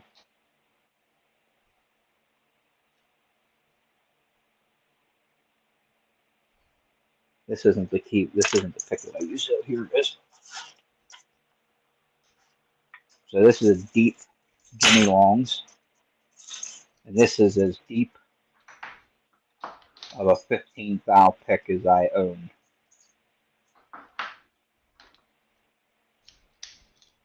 So it needs to be short enough for you to go under pin number 3, which this one's just short enough to get under it. And then I think when I'm setting number 6,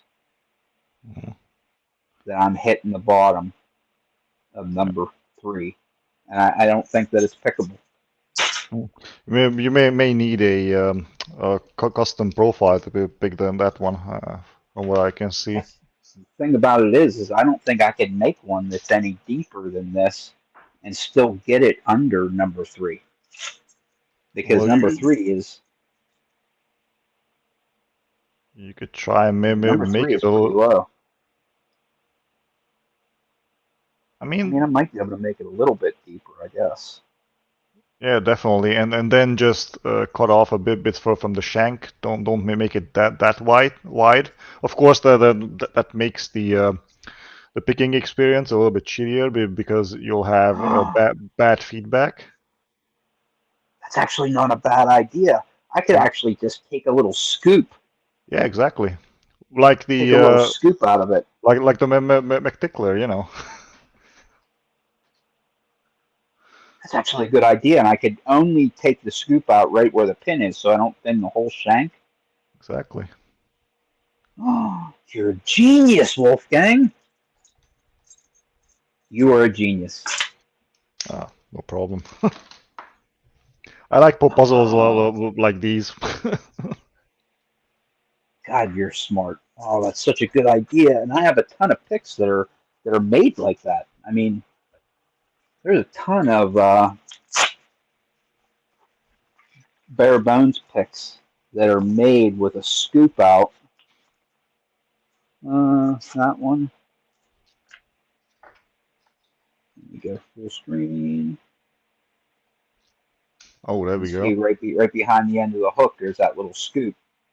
I'll be putting the scoop, deeper in the hook, but it's the same premise. Yeah. Just be careful. The more you cut away from there, the more feedback you lose. And Well, that's the thing. And the pick also becomes more susceptible to breaking or bending. Yep. What I'll do is I absolutely will not do it with one of my Jimmy Longs, because that's what I have been picking it with, 15 thou Jimmy Longs. I'll make a similar hook to a Jimmy Longs, and I'll cut out a little bit and try it, and then cut out a little bit more and try it until it works. And then I'll stop whenever it works for the first time. There we go. Yeah, Sounds like a good plan. Yeah, me destroying a Jimmy Long's deep hook in 15 thou to do that is just... I wouldn't do that. Yeah, I kind of it is a waste, and also, I mean, right now with the lack of Jimmy Longs on the market, it's not a good idea. Yeah, that's what I think. I think that really soon that he's probably gonna run out. I think it's not super soon, but I bet you within 2 or 3 weeks he'll be out.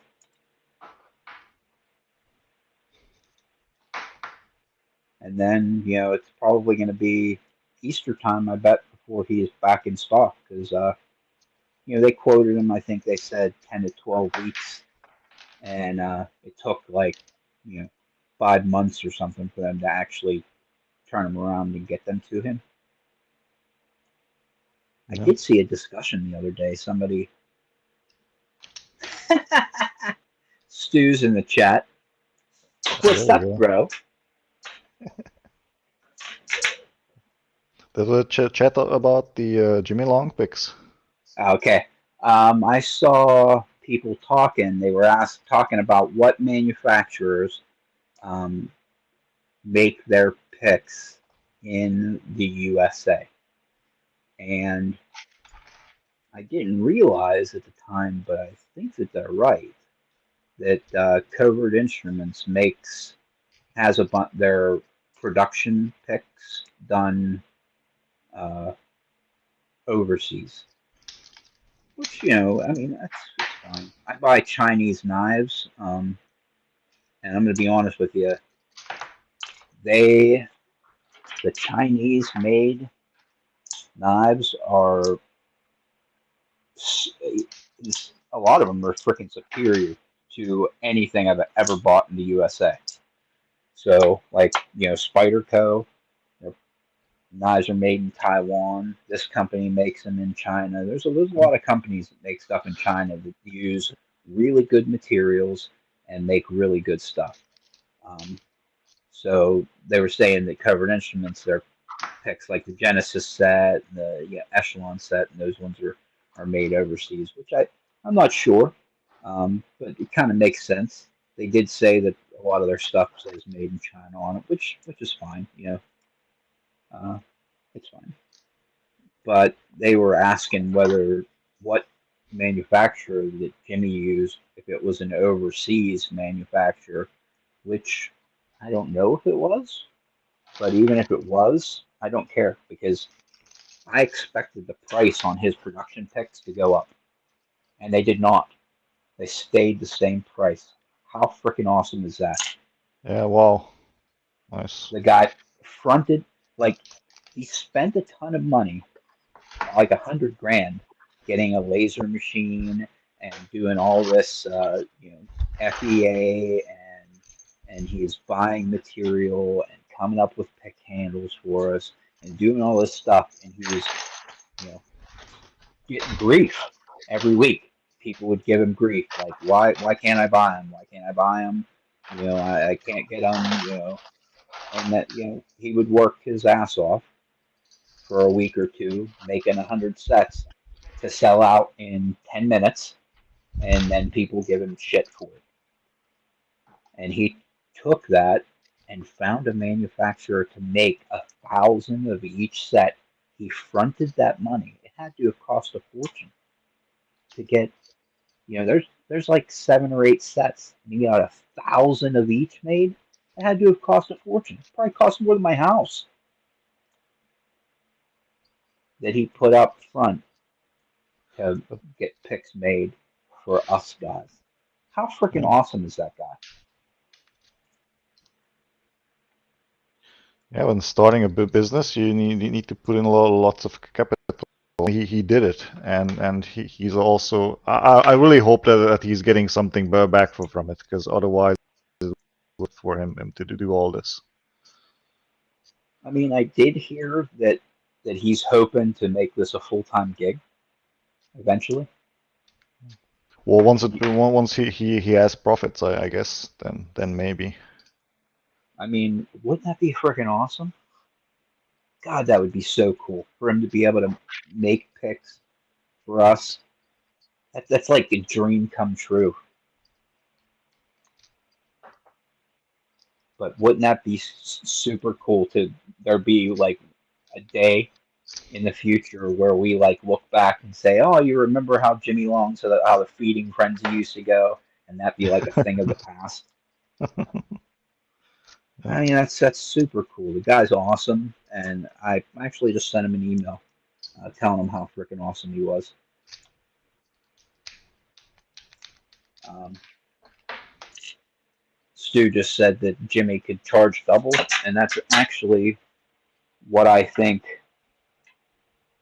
Um, I think fair market price on these would probably be about that, you know, $8 or so,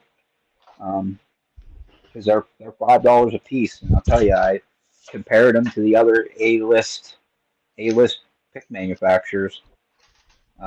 Multi pick is, what was it, $9.63, and so you get 2 Jimmy Longs for every one of those, and Moki, $10.92. Jimmy's picks are even better and cost half as much. What a great freaking guy! Yeah, there we go. And people still give him freaking hate mail about it. It makes me angry.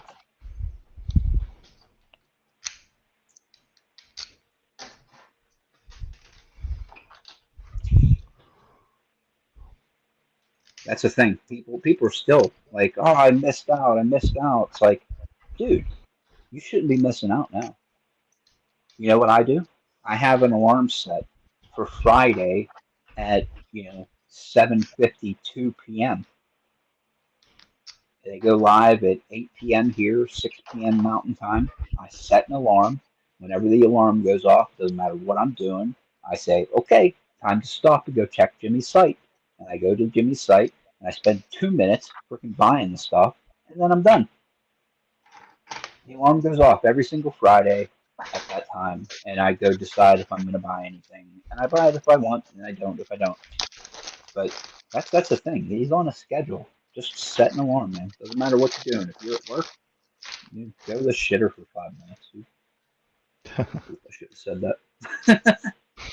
But take a break. Do whatever. Just it's fine. Literally, he went live at 8 p.m. By 8:02, I was done. Yeah. I was done by 8:02. There's a good philosophy behind that. If something is important to you, like really, really important, you make time for it. Like really, you do, right?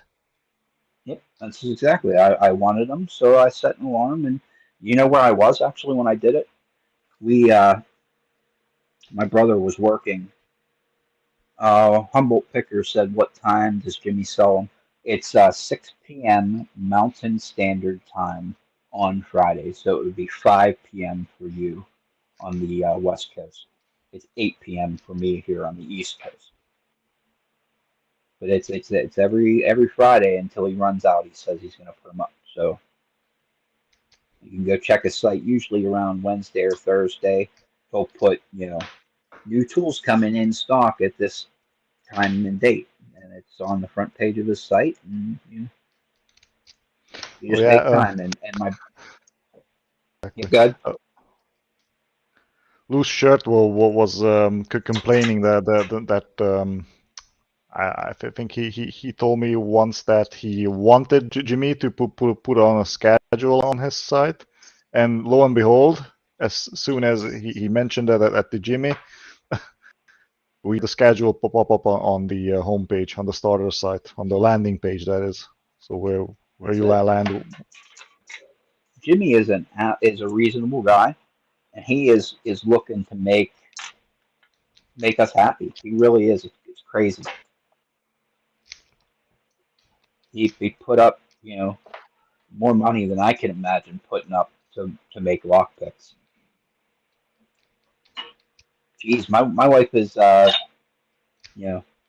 giving me the stink eye whenever I buy $100 worth of picks. Can you imagine if I was like, hey, I'm going to go mortgage our house and get a $50,000 loan to go buy a laser machine to cut lockpicks? She would murder me. She would. I would be dead. She would murder me in my sleep. They would never find the body. You would have to be really ballsy to do that. That's for sure. That's it. Like, there's no way. No way. And this guy did it. And he did it, and he was a success at it. Like, oh my God, it's amazing. I appreciate everything he's done, man. He made some freaking fantastic picks. If not, we'd still be using Sparrows and freaking Peterson. Ah, those are garbage. Screw that. The guy makes freaking great picks. Yeah. But where you said that if it's important to you, you'll make time. Do you know what I was doing? My Thanksgiving dinner was postponed because my brother had to work. So our Thanksgiving dinner was 5 p.m. on Friday. And I was literally sitting with a plate of pie in front of me whenever the alarm went off. And I, backed out of the conversation and went to Jimmy's site and I bought what I needed. And 2 minutes later, I was back to eating my pie and talking to my mom and wife. So I just paused the conversation for a couple minutes and did what I needed to do and went back to it because it was important that I get those gems that I missed out on before. Exactly. Well done. And now you can enjoy them. Stu said he set an alarm and missed it. Oh, wow. Slacker. That can happen to anyone, right? That's you. Hey, there's been times that I'm. That's the thing. That's why I decided to do this, is because um, he would put out um,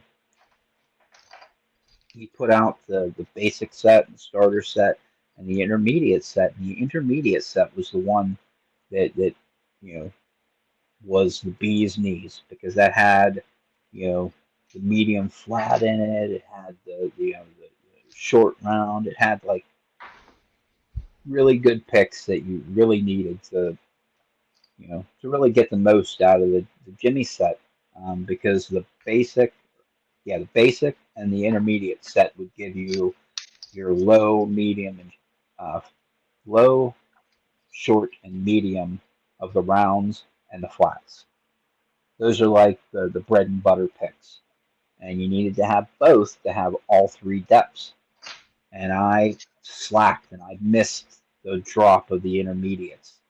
And next thing you know, he ran out of steel. That was why he didn't do any more of the intermediate set in 18 foul, because he ran out of steel. And that was on me because I didn't make time to get it. So whenever he started releasing them again, I vowed I was going to make time to do it because I wanted them. So what do I have? The intermediate set, V5, Jazz, love it. Just bought a spare, actually, freaking on Friday. Nice. Oh, man. Whew. But So the we're getting keys to. for these Paclock 90As, wow, they take a lot of shoving to get them into the lock. Oh boy. Here, I'm full screen. I'm an idiot. Sorry about that. Yeah, no problem. I was just organizing locks here. I haven't even picked a single lock today. I was just organizing all day. But, the thing is, I'll probably be picking a lot more in the evening at our local lock picking meeting. We have that today. But before I do that, I want to pick at least a couple of these locks, especially the green ones, so I can prepare for the giveaway. Yep, it's always good to stretch your legs. That's what my wife will ask me what I'm doing, because I'll sit on the couch and I'll watch TV as I'm picking away. And she's like, "My God, you've been picking that lock forever." And it's like, "Well, I've actually picked 5 locks, but I'm watching TV. Like, my brain is only half picking this lock. You know what I mean? It's involved, but I'm still watching television. Like that's what I'm doing. Just because I lock in a lock pick in my hand doesn't mean that my mind isn't still watching TV here, because I am.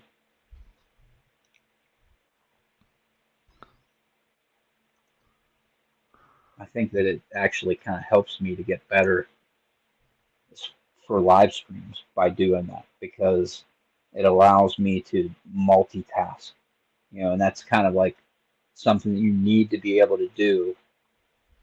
And I think that's a lot of, how people say that the locks are shy and they don't want to open on film. That's because we're talking while we're doing it.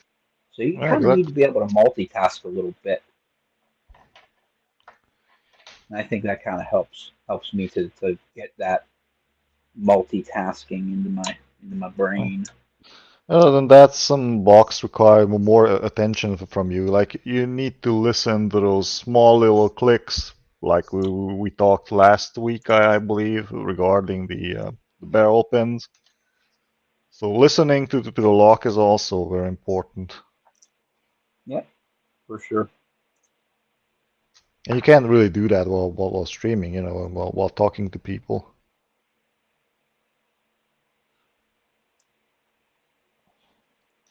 All right, there we go. Just organizing all these 90A Pros, Because I never tag these. I have them in all colors, basically. I wish, though, that pack lock would make some like clear yellow locks as well, and some brown ones. That would maybe make my day, that's for sure. Because then I would have all the pack locks in all the Hawk Pickers Unite colors.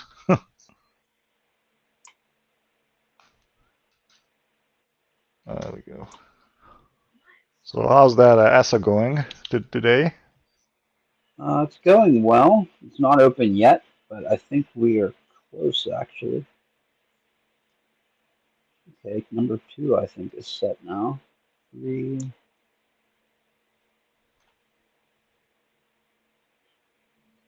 Five feels good. There's 4.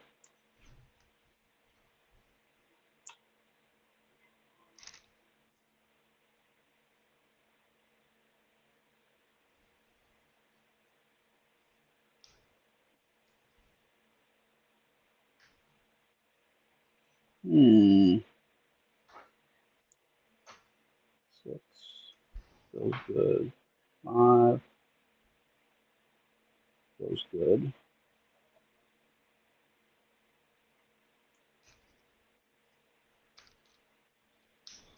4, I think, needs a little bit more.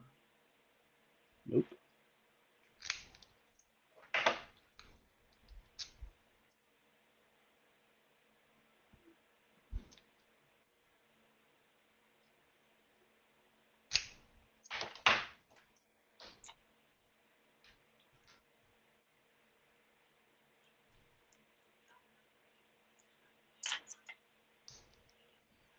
There we go. Almost done here.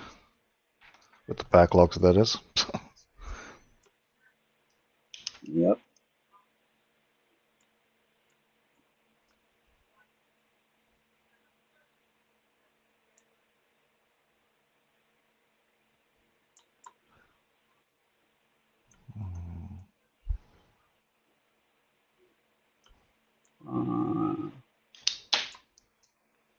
Back into stage 1 because I overset something.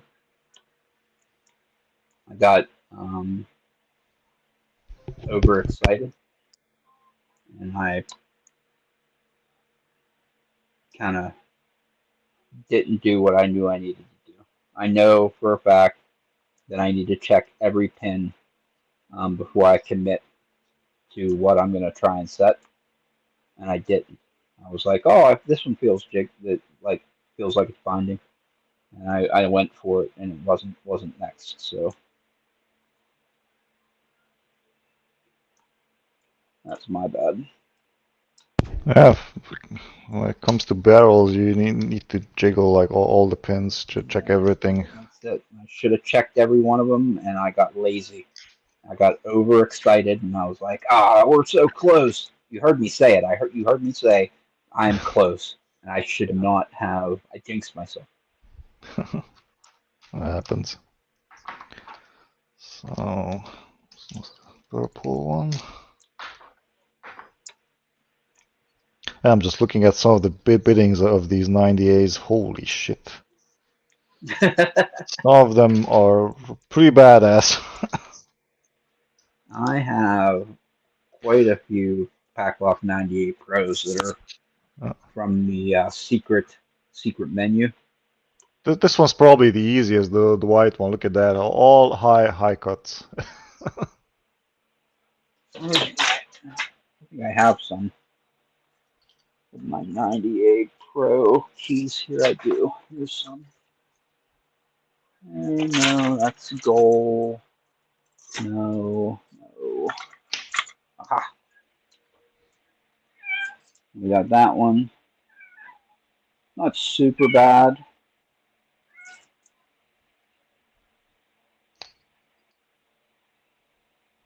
That one's kind of sucky. A lot of deep pins there in the nose, or in the bow of the lock.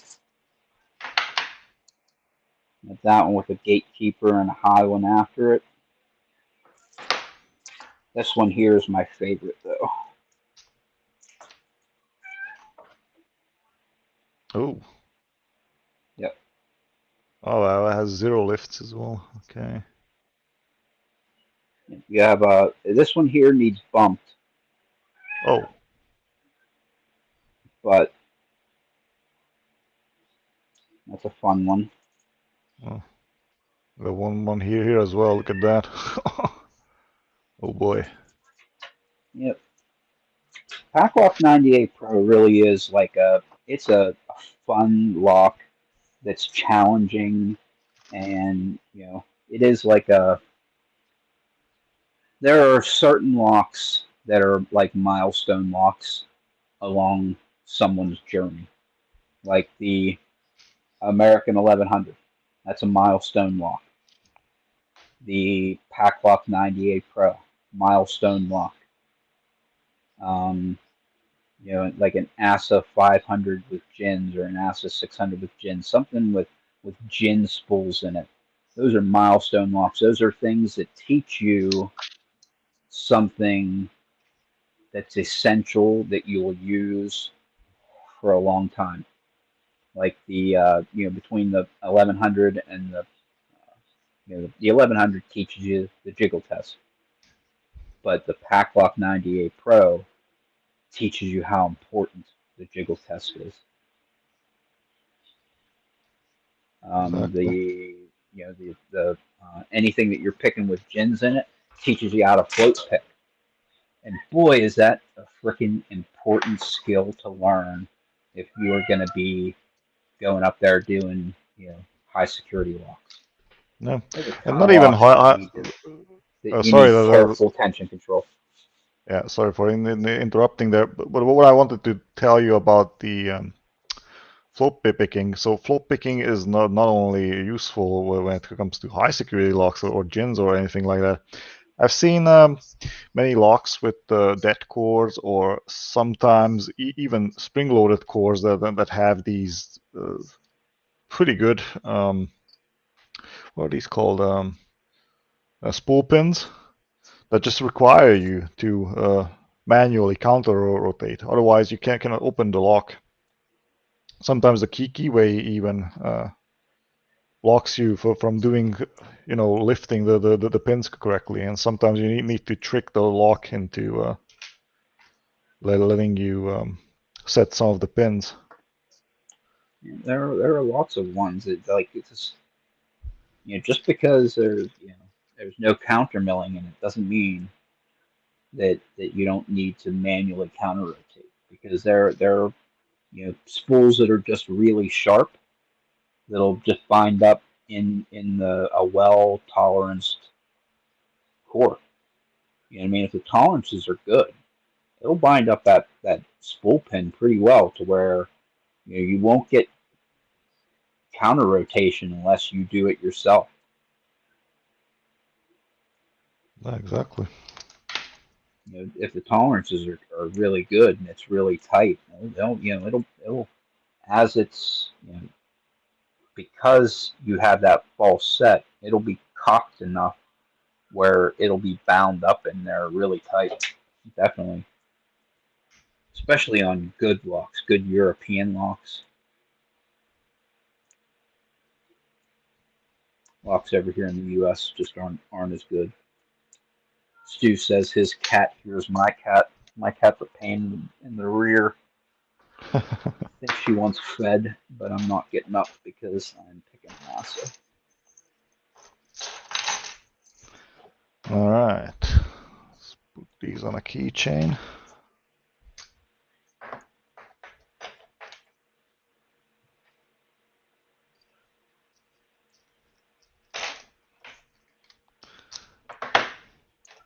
I actually planned on asking you that this morning, Mr. Watt, Mr. Stu. Your 500, that's a milestone lock, and I was curious if you had floated it or if you had just jammed a tight tensioner in there. That way you had good control to put the perfect amount of tension, because you can do that. You can either manually counter rotate like I do and actually float the gin, or you can use very precise tension control to have it not bind up tight like that in the first place, because that's kind of something that I'll do is I'll put in both tensioners, and as I'm manually counter rotating, I'll be tapping the gin, and once I feel it move, I crank back down on the tension to kind of capture it above the shear line. That works, but you can also use very precise tension control to where you never bind it up super tight like that. And I was curious which of the two methods you had used.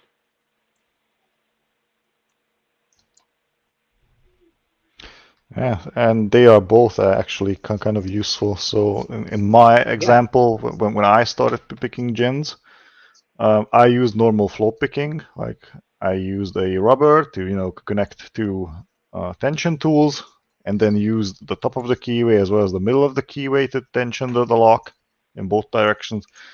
And then I realized, hey, I could probably just maybe make a custom turning tool that fits the top of the keyway exactly how it's supposed to. And if I turn it counterclockwise, right, I can still have control over the core counterclockwise and clockwise as well in both directions. And that'll allow me to float pick without actually using two tensioners. And this also freed up the middle of the keyway, so I could use short hooks to pick the lock. Oh, nice. Yeah. That's the Yale 1 keyway on those Ruco 500s I'm talking about. Yep, I have one Ruco 500 that I can pick, and I have one Ruco 500 that just I can't get it open. Yeah. They are not easy, that's for sure. Yeah, and also I wanted to ask him because this is important to know because what I said about float picking could be immaterial to the conversation because I guess it is possible that it's a Ruco 500 that has barrel pins. And I was curious, even if it had gins in the first place, it might not have. So Stu picked a Ruco 500. That's what I'm gathering here. He says that he used a tight regular tensioner,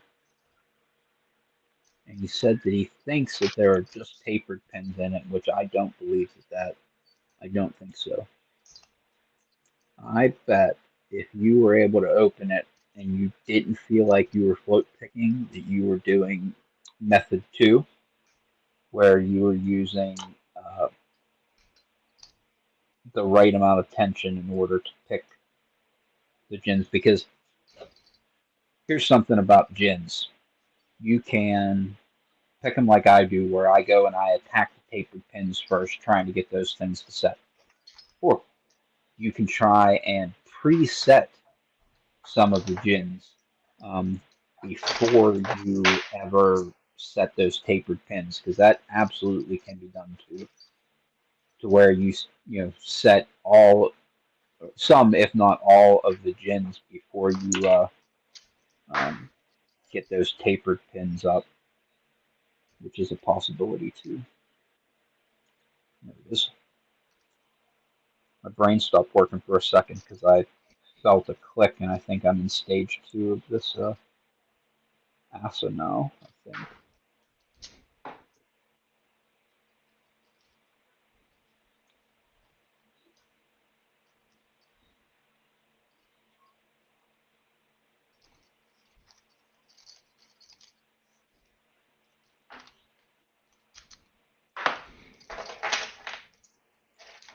All right, there we go. Maybe not.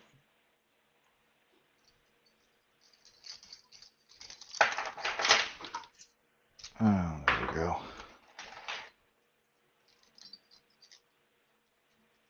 I'm not sure if they ever did a Ruco 500 with just tapers in it. I don't know. I have one of them with tapered You pins. do? Yeah, the green belt 500. one. A 500, yeah, with tapered pins. And that was like a something that they marketed, like they actually existed in the wild, or is it something that Yagius put together because he's a mad scientist? Yagius put it together, but it's actually ranked. So if you pick Ruko 500 with Okay. tapered pins inside, so 5 tapered pins, Maybe it does that's then. a green belt lock. So Maybe it I'm. probably existed. Yeah, it must have. I'm guessing if more than because I think in order to get ranked, there needs to be 3 people pick it. I think 3 black belts need to pick it and rank it. Yeah, exactly. Well, maybe there is one with all just tapers in it. That's pretty slick. And those are not Uli even the said he'll low. gut it with me on Wednesday and find out what's in it. And that is very interesting. I'd like to see it. Oh, come on. So the one that I have has at least the green belt one, I think, the one with the tapered pins, has a very easy keyway. You can even rake it, basically. That's Yep. how I opened it the first time. I raked it. That's funny. Stu said that he's raked it a bunch of times. Yeah, tapered pins can be raked. They act almost like normal pins. They're only a little bit annoying because they like to hang below the shield line a little bit.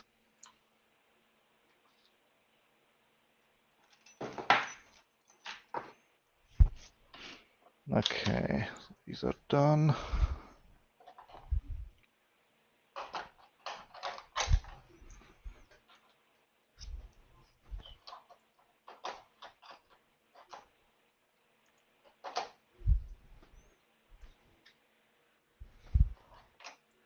Oh, you dirtbag.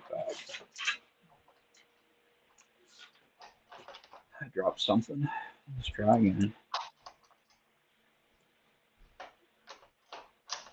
That was the problem. This is why I pick and watch TV and try and talk to people at the same time.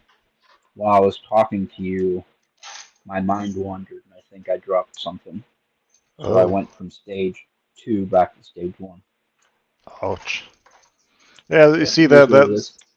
that's it with barrel pins. It just requires so much of your attention.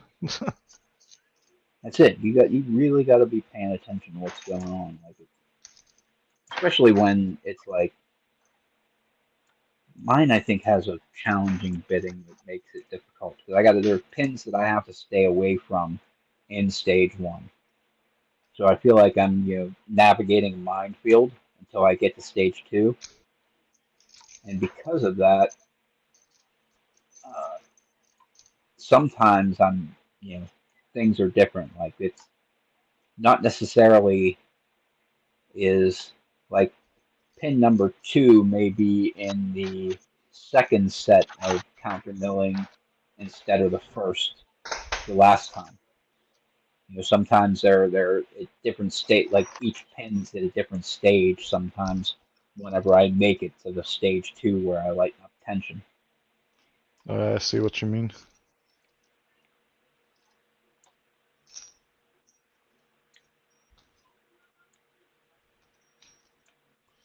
Oh, these in here.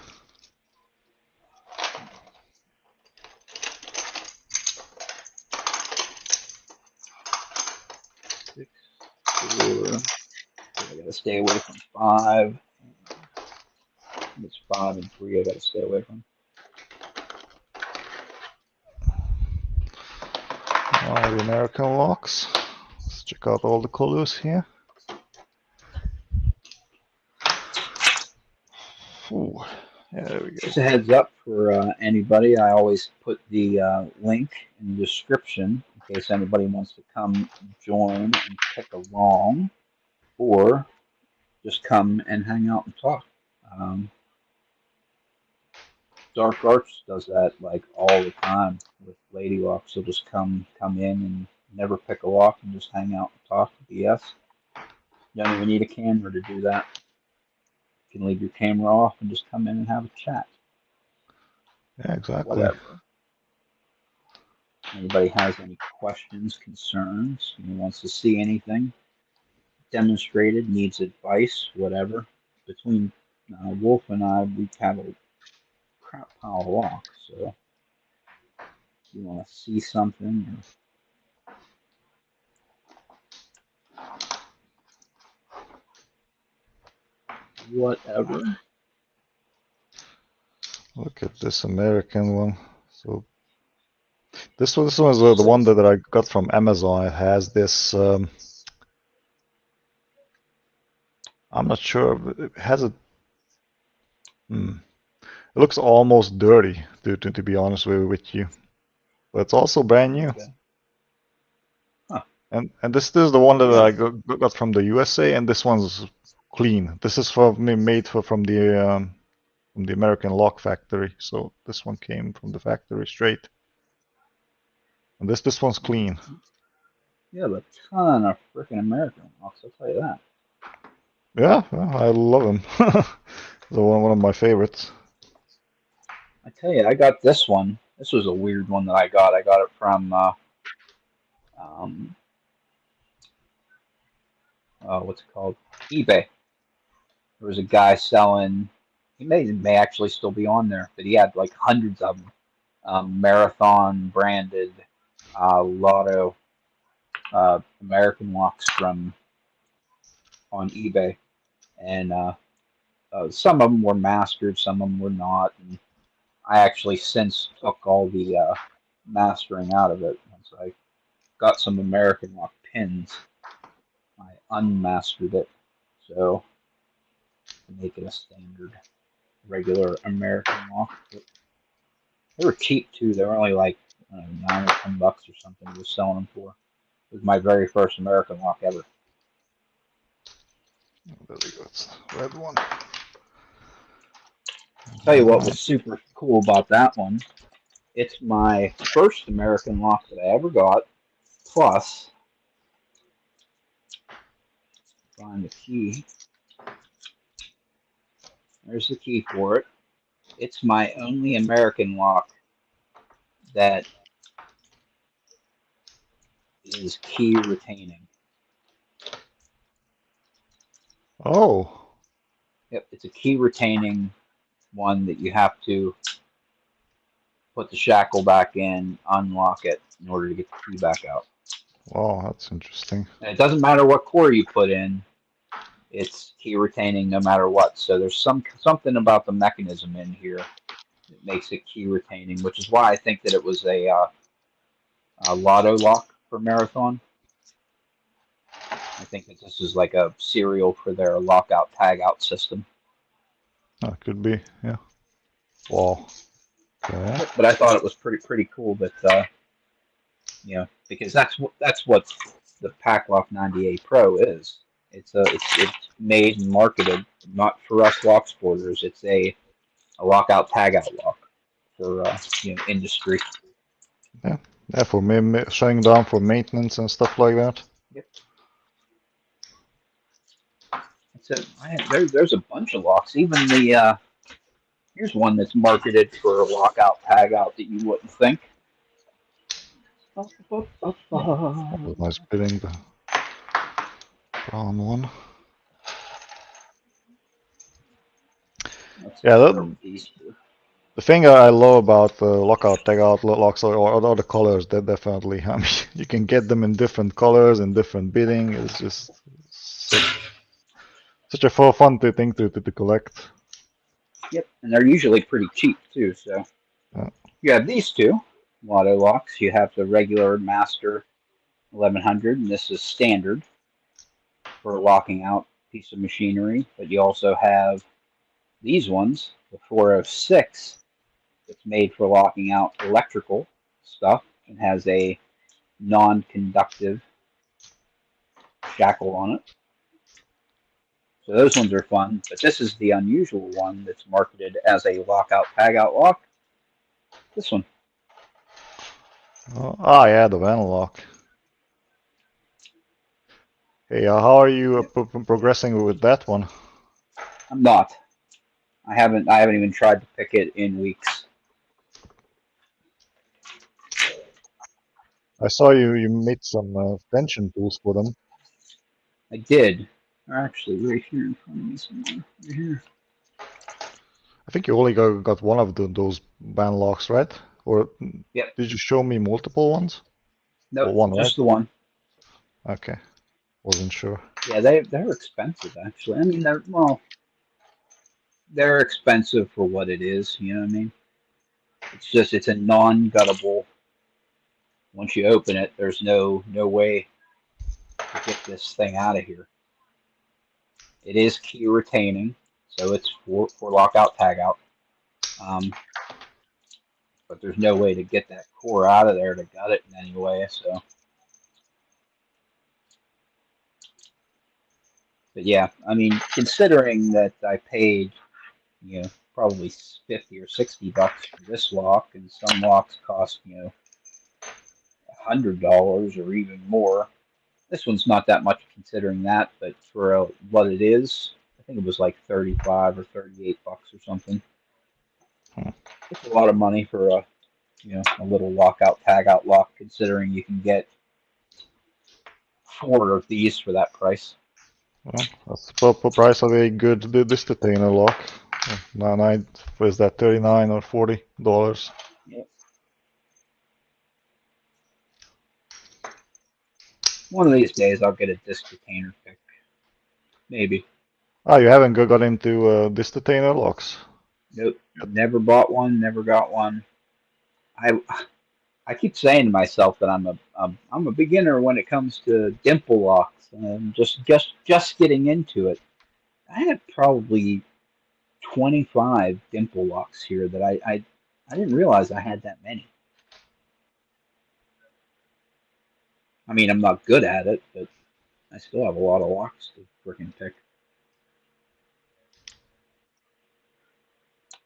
That I have 2 multi-lock interactive plus, a couple multi-lock interactives that have serrated pins. There's the brown belt variety. Got a couple multi-lock classics, multi-lock Garrison 7x7. I got a bunch of gold dimple locks, high pin count stuff. ABBA, I got some Caba, I have a Caba Quattro, Caba 8. There's so many locks to freaking get that you could literally spend a few $100s a week for years on end and not get all the locks that there are. There's so many. Yeah, that's it. And that's not even including like old locks, like old Sergeant and Greenleaf military locks. Like there's just so many locks. And those are really expensive from what I hear. I know. I was literally just looking at one just the other day. Like I mean, you can get them for 40, 50 bucks, maybe 60 bucks if you get one without a key. But I'm a weirdo and I need to have keys with my locks, even though it doesn't matter. I'm gonna pick it anyway. Whatever. Noah Southpaw's in his house. Oh, good afternoon. He says he actually made it. Well, Stu actually just got here a little bit ago.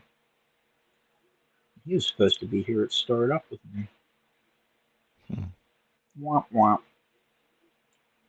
Happens. That's all right. One of these days, I'm sure I'll sleep in too. Yeah, you could also start a little bit later. I mean, 2 o'clock for me would be probably better because I normally exercise until what is that, until 2 or something. You never know. Maybe we will make it a little bit later sometime. So you can sleep a little bit longer. Yeah, it doesn't really matter. What did we talk about so far this morning? We talked about Jimmy Longs and how freaking marvelous they are. They are indeed. Yes, they are. Okay, that's the yellow one. I'm guessing everybody, I'm sure everybody in the chat at least tried them. think everybody has tried them. People that I know about.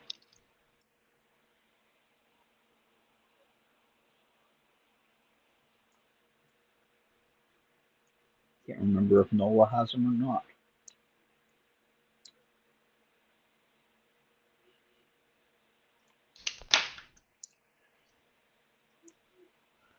Well, But I everybody haven't tried knows. them, but I'm getting them soon in the December, hopefully. Yeah, you got yours. Loose has them for you, right? Yeah, we got multiple sets of the 15 thou ones because you know how 50 thou picks are. They are sometimes even called the expendable picks because they bend that easily. So I decided to maybe buy more than one for these sets because who knows, you know. It's not a bad idea, but I'm going to be honest with you. You'll be surprised at how strong his 15,000 picks are.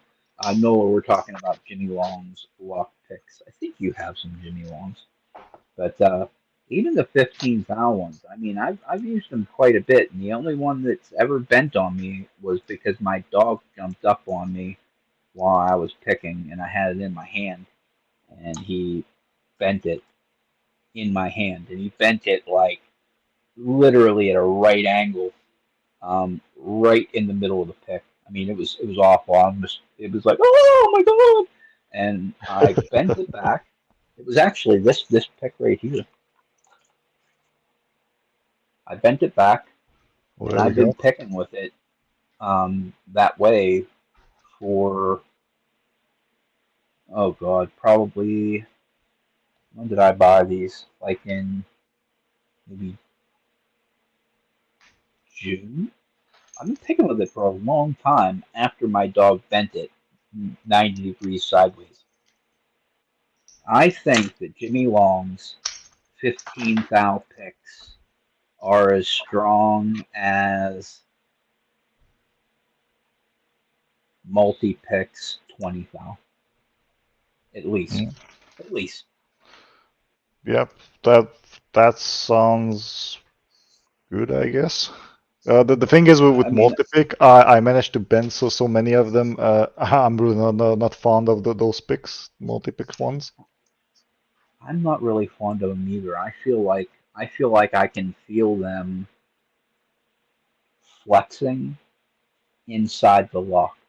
I Yeah, mean, it exactly. doesn't seem like they're bent when I take it out, but I feel like I can feel it bending as I'm pushing up on pins. And I'm like, oh shit. And I'll take it out and think that I have bent it and look at it and it's not bent. It just freaks me out. Yep, yeah, it's because of this the spring steel that they use for those. It's just I'm not sure if it's the right metal. I heard this from someone that they use similar metal that Peterson uses. That is true. That is who tested it? Christina Palmer tested it. And Oh, yeah. anybody who wants to see it, they can go see it. It's on her website, Elvin Craft. I think it's elvincraft.com. Um, but she did analysis of the pick steel and determined it to be a 420 series stainless. Oh, yeah. Yeah, so not the greatest. I mean, you have a nice etching on it. It's serialized. You have the what is that? The the wideness is also tagged. So everything is written on the pick. That's fine. But the price and what it's worth, I'm not sure. I mean, hmm. Yeah, I think they're pretty. They're nice. They have serial numbers. They have cool etching on them. But do I think that there are picks out there that are functionally superior? All day long. All day long. There's at least three picks that I believe are functionally superior. I think so too. I think that there are Other four than picks that, that are functionally if superior. you have bigger hands, these popsicle handles are just not really great from what I heard. I mean, for me, they are perfect because I have a little bit smaller hands, but for people who have bigger hands, like what Sandman's said before, they can tire you out pretty fast. Yep. I think that Jimmy is number one, Moki number two, Barebones number three for functionality. Yeah. They have good handles. They're super strong, 301 high yield. They have lots of profiles between them all. But they all have their issues. Jimmy Longs, they're only in stock 1 hour a week, and that's best case scenario. A lot of times they're only in stock once every freaking 3 months, which is a bummer. Moki only makes 20 thou or 0.5 millimeter. Bare bones. A lot of people have trouble with their pick handles being brittle and breaking and stuff. Oh yeah, I've they are never using experienced. DLP resin, and the DLP resin. So I heard this before. So sorry that I'm interrupting again, but this is something that I heard before, that it can somehow conflict with other materials. Even Barebones have it on their website. Some of the pick cases that they have can somehow react to the DLP resin, and it makes it brittle or something like that. Yeah, I've heard about it reacting with their pick case because Sandman had it. He had the picks in the pick case, and they were like getting stuck. They were sticky, Yeah. so they were reacting in some way. And I've heard about people, like leaving their pick case in their car, and it getting really brittle under normal heat, not like super hot heat, but like in a car on a sunny day, then becoming brittle. Then Yeah, that's DLP resin for you. So if you have a resin 3D printer, you probably seen how this material reacts in real life. So if there's hot outside, like 40 Celsius or 441 or something like that, or as you mentioned, if you leave it in the car, it could go up above 40 Celsius inside a car which sits under the sun. It could go up to 50 or 60, and in that case, that stuff starts to melt. I made one of my challenge locks using DLP resin, the one that I sent to Loose. And I remember I printed it last summer. It was actually this summer, sorry. This summer. And oh boy, I brought it out, and I had to keep it under the sun for a little bit so I could adjust some of the, what is that? The shape, because it didn't look like a cube. I wanted a cube, but it kind of looked like a cube with a bit of a bump on the surface. Okay. So I left it under the sun with some stuff on it, just lay it on it, and it stuck to the item that I placed on it. I believe those were like books or something, but the shape changed. Okay. So yeah, DLP resin are just not really that great for high temperatures, high temperature environments. Yep. But functionally, their picks are good. They're super strong. I'll tell you. They actually market these ones here, and they say how freaking fragile they are right on their website. They're called their Wishbone series. Um, they have super thin shanks to them, tall wise this way. Oh yeah, these 23 are thou amazing. wide, Mm-hmm. but they're super, super thin. Yeah, these are really They great say, profiles for European locks, by the way. if they say, oh, they're super fragile, be real careful with them. I've never bent one. 301 high yield stainless steel really is the standard by which everything else should be measured. because anybody who isn't using high yield should be.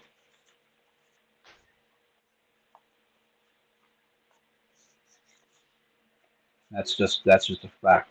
It is I agree. the I best. agree. Because when you're giving out that much money, you want quality, right? And it also has to last long. Because you're That's not it. picking It's one lock with that pick. You're picking, I don't know, hundreds maybe. With the different That's it, man. warding, with the stronger springs inside sometimes. I think I mentioned before I had this story where I was picking one of these 7240s while I was still green belt, the Ibis one, and I think I lost the tensioner or something happened. The pins dropped down and they bent the hook. They basically made the hook straight. Ugh. I mean, if the manufacturers out there are using something that isn't high yield, they should be. They should change up. And they should evolve with the time. I hate to say this, but Sandman had a video about it. I mean, about evolving with the times, and some people just not doing it. And anybody who isn't using high yield should be, because you're going to be left behind if you're not. Exactly. Because I'm telling you, I won't even consider buying picks anymore that aren't high yield. But then again, yeah, go ahead. Yeah, I just won't. I mean, they just last so much longer. They're just so far superior. I mean, it was all my full hard stuff, all my um, cold max, Sparrow's cold max deal that they call it. That I have no idea what it is, because it's definitely not high yield stainless. There's no way. Um, they just all have fallen by the wayside. They become beater picks that you use if you need to make something. Like, oh, I got to make a slider pick. Well, I'll cut the tip off of a Sparrow's pick, or cut the tip off of one of my other high or full hard stuff. They just high yield is just the bomb. It really is. It definitely is. It holds out longer, I mean, it's probably more expensive to manufacture with because it's a whole harder and it's not a soft metal. Yeah, I know that a lot of manufacturers that use full hard are still using stamping technology, where they'll have a pick die and they're stamping it out. Um, I know some of them use laser cutters too, but a lot of them stamp, um, and you definitely you can't stamp high yield. You're just not. You're going to destroy the dies and put too much stress on your machine and stuff. Um, it's just Exactly. lasers. You need a higher powered laser to cut through. It's just better, harder stuff. I know that I tested. Oh, I tested. Um, crap. Southern Specialties. 301 full hard. Rockwell 41. Um, tested Jimmy Long's and Moki's 301 high yield. Jimmy Long's was 53 and Moki's was 42 and a half to 41 and a half ish, depending on the specific sample that I used. That's a big difference, 11 points Rockwell. Yeah, definitely. And I believe Lawlock tools are using also. They also use laser cutters. There's like 2 YouTube videos up there from Andy Law Oh, who really? shows how they manufacture those picks. Wow. It's an interesting laser show indeed. He also shows how they tumble them.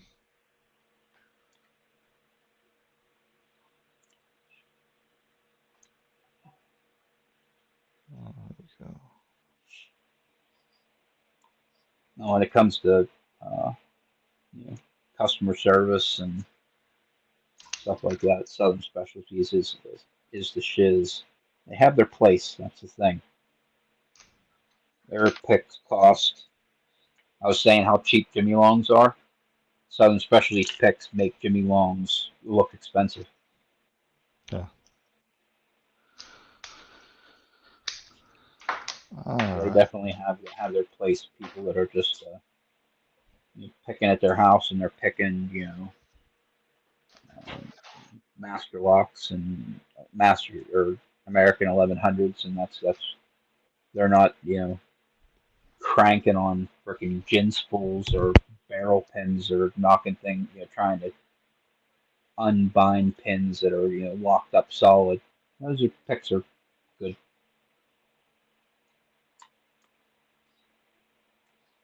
Now I have, oh God, breaks my heart actually. I used some Southern Specialties as cuff picks. Oh, breaks my heart. Breaks my heart that I damaged them so terribly. Because don't put anything into a pair of handcuffs if you expect it to live very long.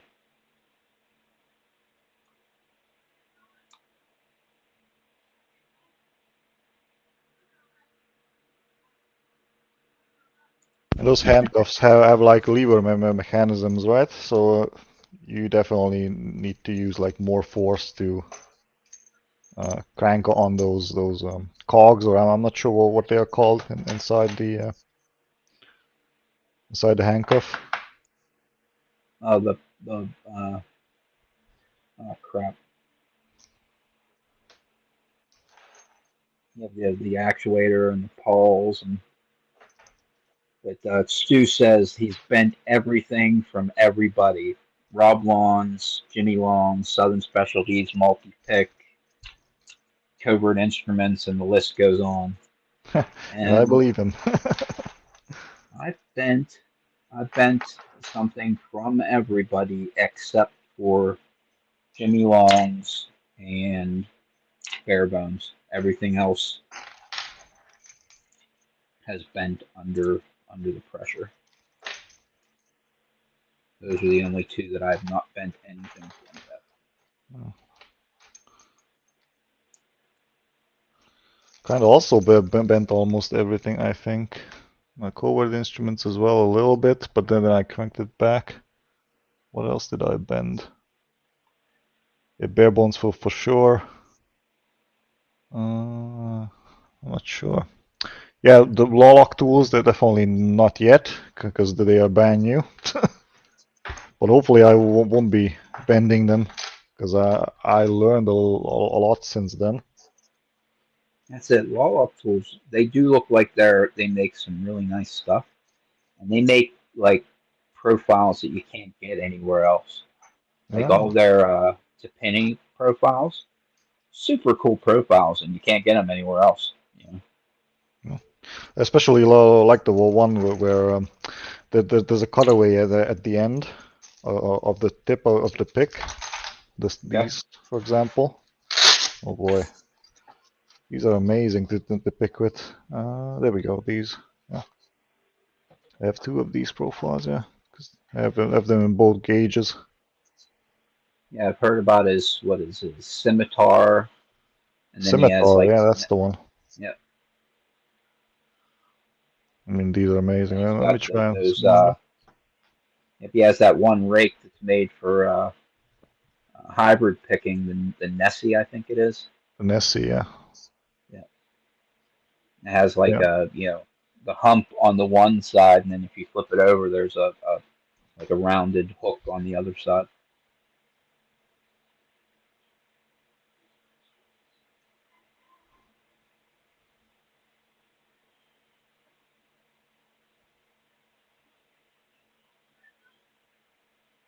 There we go.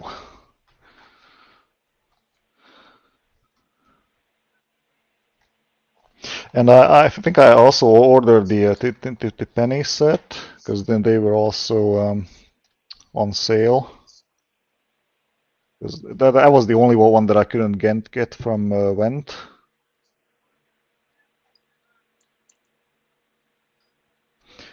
Wait a second. I was looking at. Good. Yeah, they also sell some of these heavy metal ones, right? So it's called heavy metal because it has this popsicle design on the handle. I was actually looking at the Tepini heavy set. There's I think 5 in the set because it's being sold by the Lockpickers Bench in Alaska is importing them. I literally almost bought it. What day was that? Friday? It was Friday, the day that I bought the Jimmy Longs, because I was, tossing up whether I was going to buy my first Lala tools, because I was going to get those, the Penny Heavy Metal, and the Moki Kaba, the oh Jesus, what the heck is it called? ACAB, the Moki ACAB picks.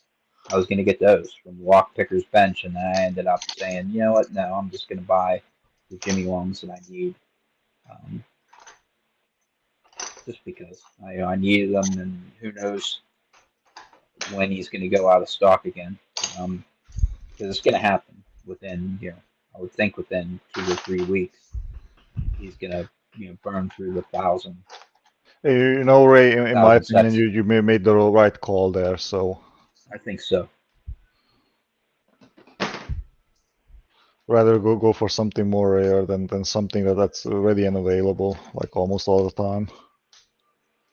All right, let's see. The wall up tools, those you can get those anytime. And I'm going to be honest with you, I really like freaking Jimmy Long's picks. I mean, there's nothing really wrong with them other than you can't get everything you want all the time. That's the only thing. My God, they cost half as much. Like, what can you find wrong with them? Holy smokes! All right, let's try and pick this one. This is the wait a second. What is this called? Master Lock 6835. That's the name of this one. I also wanted the red one, but I could never find it anywhere. There are only 2 colors in this one, the red and the green one. Really? Yeah.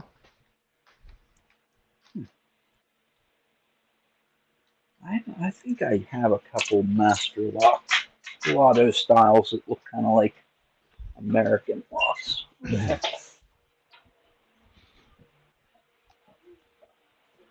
Trying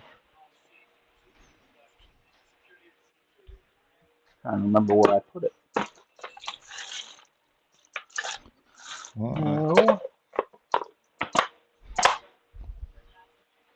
Let's use.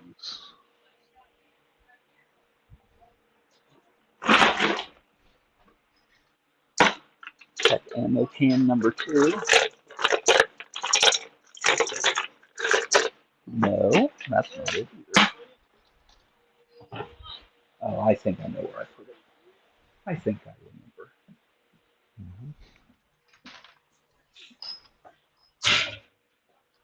I remember now. Shit, where the hell is it?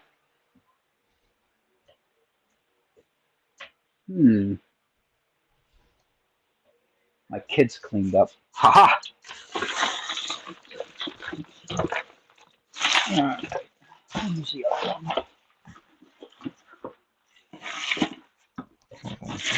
Doesn't fit.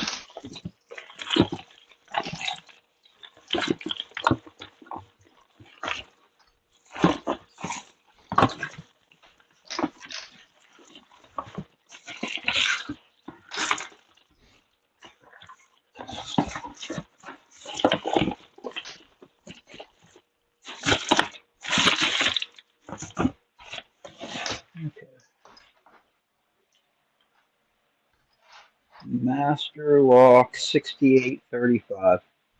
exactly what this is. 6835. Oh wow, you have a blue one.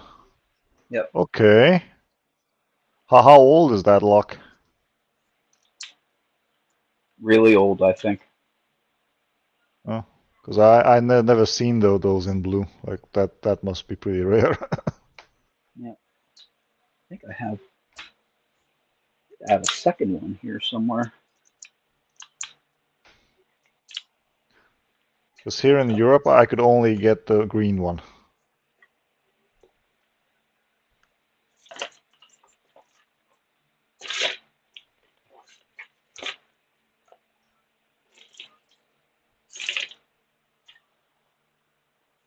Oh, come on.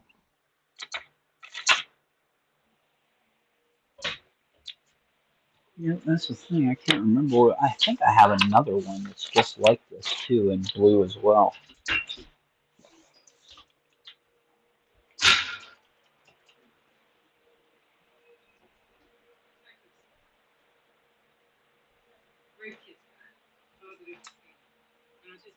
Hmm. Aha.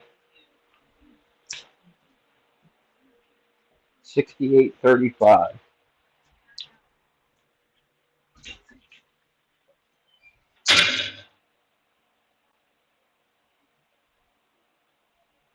Oh, Another nice. blue boy.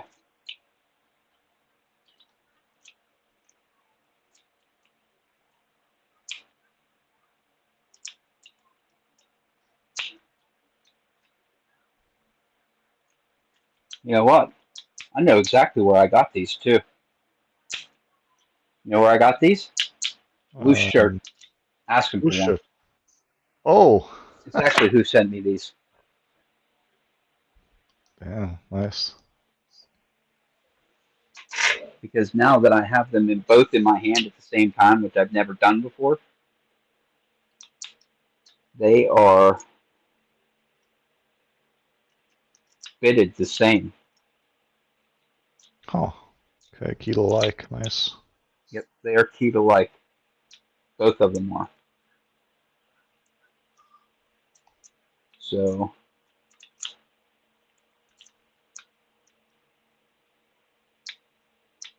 I think he just sent them. Yep, they have. You see, they both used to have like etching on it. Okay, I Somebody, see it. engraved them. Huh. And this one, it was ground off, but you can see that it used to say the same thing. Says Castro. Or was that a lot like one of those challenge locks? Did somebody modify No, them? no, because they're both keyed the same, and they both say the same thing. Huh. They're both the same model, exactly the same. Keyed alike, fitted alike, everything. Mm. Well, they look pretty old and used. Yep, I'm assuming that he probably bought them like in an auction or something where there was like 100 that were exactly the same. Mm. Because I'm pretty sure he told me. I think he said it in like the letter that he sent along with it. Like, hey, I had these, and I got them. They didn't have keys, so I impression keys for them, and figured you would have fun picking them. Definitely. I'll probably ask him if he has more of those, because blue ones, yeah, exactly what I need because I have the green one, but I also need the red and the blue now. Yep, but they're beat up and everything. But who cares? They're freaking locks. Yeah, who cares? If you're only like picking them.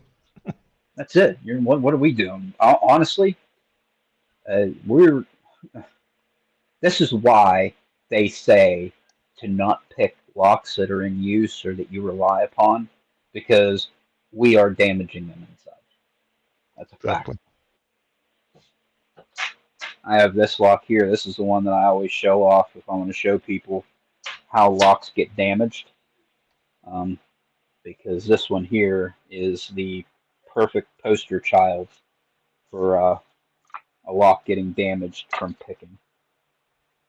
Let's just show. There's 10 people watching. let's show some people why you shouldn't pick locks that are in use. Let's try one of the Kiwi We're going to instead. teach some people a lesson. Because this is actually a pretty serious thing, honestly. I mean, if you're good at explaining the unexplainable when you get locked out because you try to pick a lock, your front lock maybe. Explain that to the locksmith who comes out and you know, help you get into your apartment or whatever.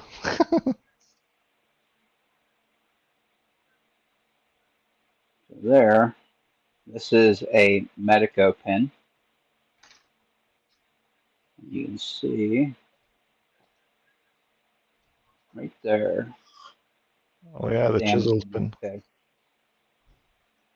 There's a big gouge on that pin where you can see.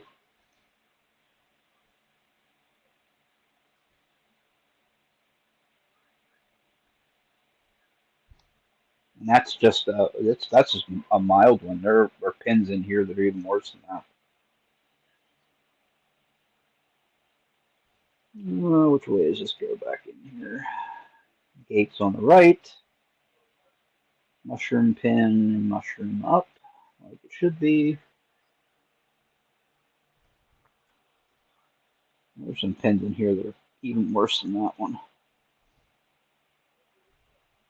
Oh, Greyhound has American 1100s with the master cores inside. Okay, nice. Yeah, the cores inside these two, I think that those can be interchangeable, right? I believe so. Means... Yeah, I think that the master and the 1100, that 6835 or another Medico pin that's damaged. yeah. That's what you get for going in there with a gem profile and using it to turn the pins. There's a barrel. Huh.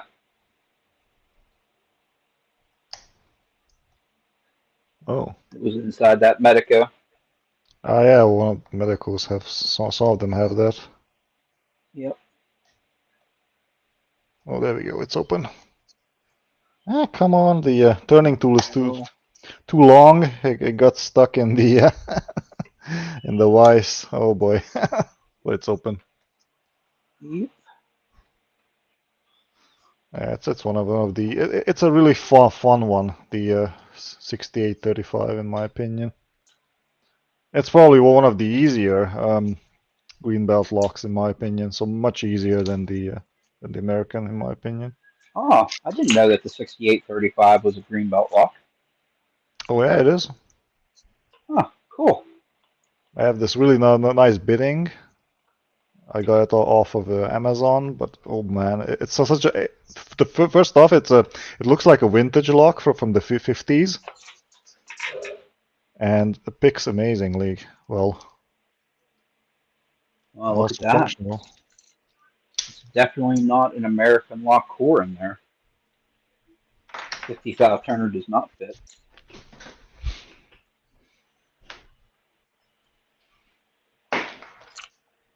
Use gem. Where's my gem? Gem. Next one's gonna be this Basie. Let's try this one. German lock. Any advice on picking a Medico cam lock?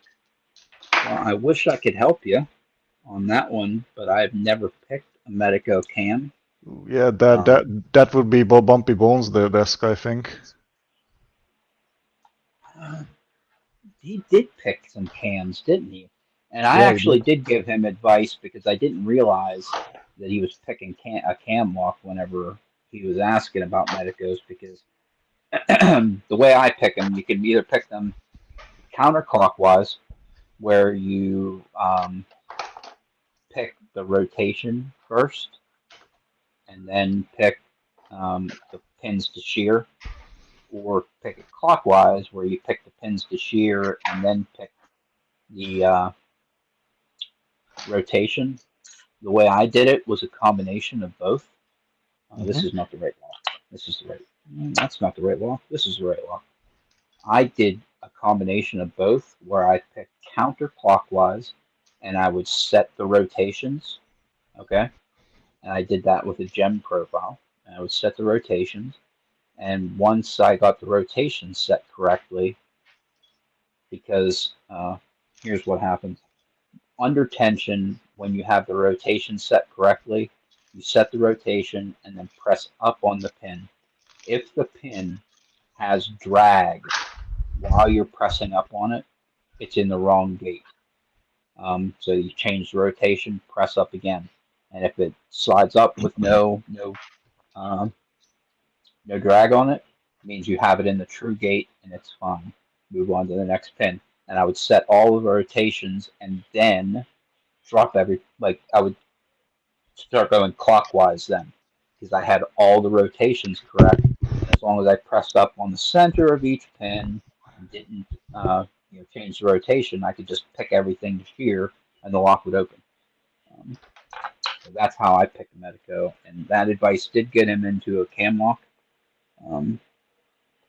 So I'm assuming that they picked a similar way because they don't have any drivers. It's only the key pins that are in it. But yeah, it basically picks the same, even though there's no driver pins. Nice. Oh, crap. How's my battery running low? Get out of here. Oh, poop. Need to plug my computer in. Battery's going low. Alright. Yep.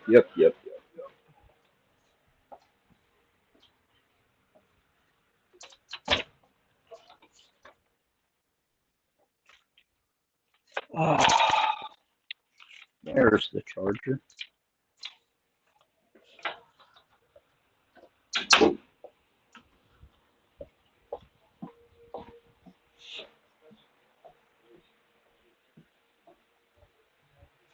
Oh. Okay, plug-in charger. Beautiful.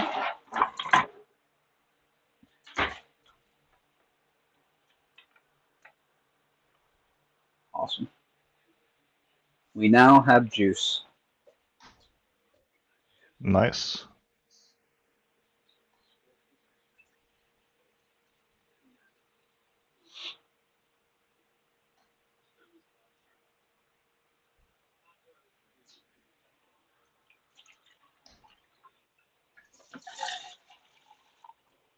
I can't believe it's Sunday already. Means I have to go to work tomorrow. No, me too. Well, I've been off for 4 days for Thanksgiving.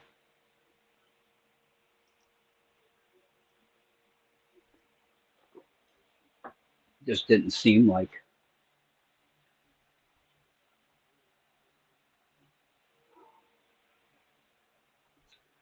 Yabo, what's up, buddy? He said he sent me a message, but I'm not going to get it because I'm in here. I can leave for a second. Hold on. I'll be right back. Discord.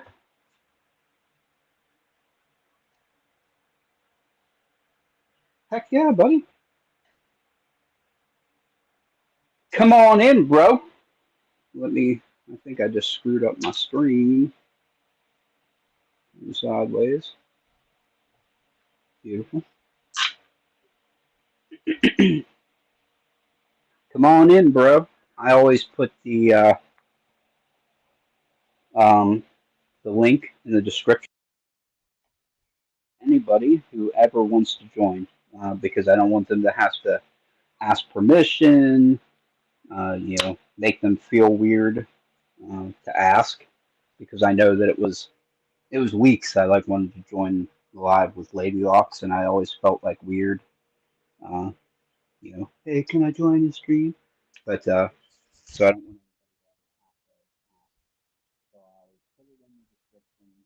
I think you cut off for a second there, Ray.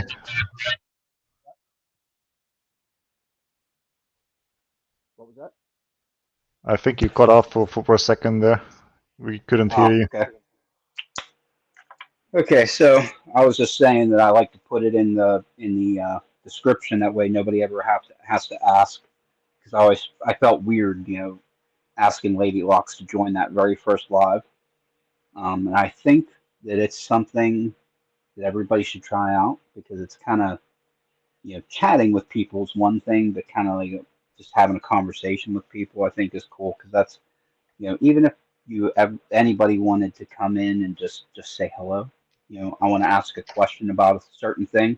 You don't even need to turn your camera on. You can just come on, ask your question, get what you want out of it, have a conversation with us, ask if you're having trouble. Oh, I'm having trouble gutting this lock. I don't understand how it works.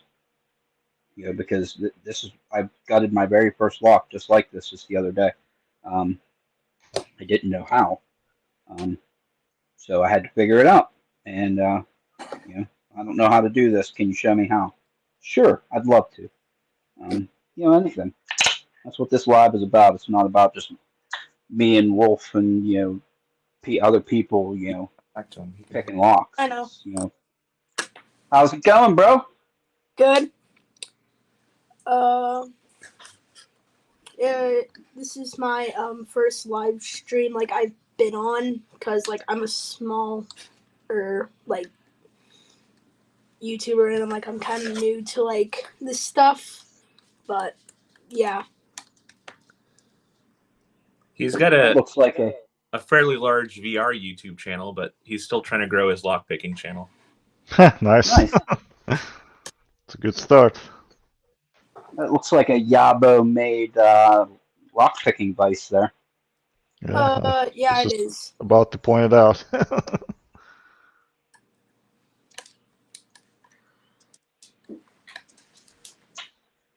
Awesome. Show these off too. Okay. I don't think you've seen these yet. So I was given these by Sandman. I didn't know they existed. But I don't know if you guys have seen these before, but these are Covert Instruments belt band, like wristbands for the different belt colors. Oh yeah, they put those out for the replicant. Okay. I didn't know about him. When I was out visiting Sandman, he gave me a set. Which I thought was pretty cool. Yep, that's they put them out to like go around the replicant, but they were belt colors, so you can use them for wristbands. You can use them, you can put it around your vice base or whatever to denote your belt rank level. Nice. I'll have to do that on mine.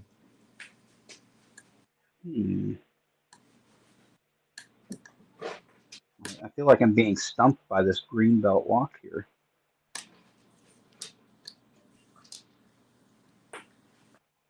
Ooh, jeez, need my pick back.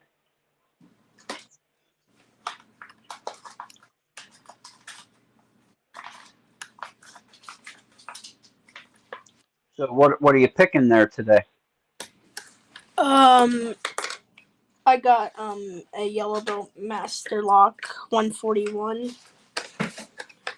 Ah, very nice. I actually just picked one of those on my channel for the Blue Whale Challenge.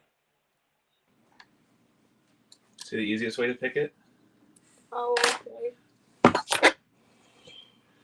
You seen the comb? It goes in, pushes up, and then twist. Okay.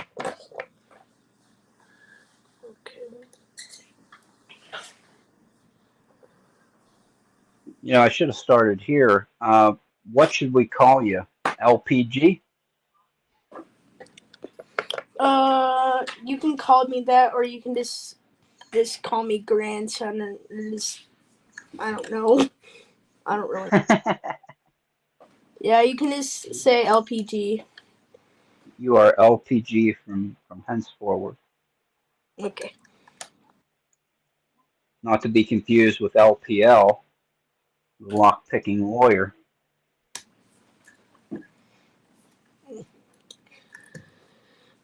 Hmm.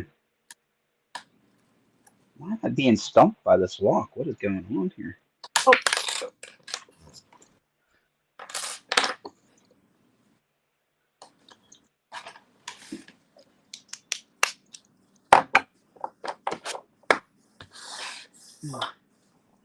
Oh man, these normal pins.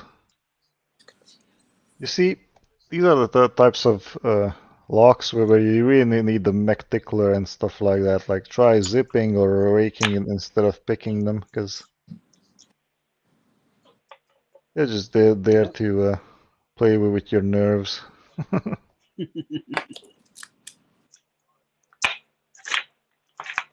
There it is, too. Master Lock 141. You have to hold it by the metal piece, Caleb. which middle piece? You gotta hold it down here, yeah. Otherwise, you're not gonna get it. So you gotta hold it like this because it's too bendy there. I really like that you're teaching them about comb picks and everything as well. Because sometimes you don't even need to pick your way into a lock. Sometimes you can just bypass it. Exactly. So it's right here. One fast way of opening a lock. Not just bend it. It's not like picking. You gotta. So what you're doing here, Echo, what you're doing is all the pins. There's 4 pins right here that align to these 4. And you're going into the pins and you're pushing up, 15 pushing them all the way to your line so that you can then turn the whole thing. So you have to hold it like this, come in, and then it's this lock. It's like right here. You see how it goes all the way up there, Mm-hmm. and then you're able to turn it. Oh, okay. So it's like Too far in. Push up. Push the whole thing up. So Greyhound is asking, what's the highest level lock you guys have raked? Raked. Ooh. I think yours is orange. Ooh. yeah. I haven't raked an orange. I don't think. I think the highest I've ever raked was an orange. Yeah, I don't think I've raked anything past green. Put your finger underneath it so you can pick it up. Now, I've witnessed people raking purple belt locks, Medicos. People rake Medicos freaking all day long. Wait, too hard. I twisted it. Hold on. That sounds possible. I mean, if the chiseling allows you to do that, I mean, Easy to turn. there's not much variety there. That's it. It kind of all depends Bidding. on what the rotation is on a Medico, and in the bidding itself. Kind of like this Medico here. I think I could probably rake this. I don't have a key for it, but I know what the rotation is, and it's right rotation.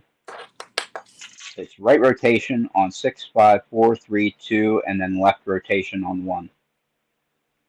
So I think if I went in on the left to turn everything to the right, and then while I was in the back, turned it to the right, pulled back up, I think I could probably get this open if I was real lucky.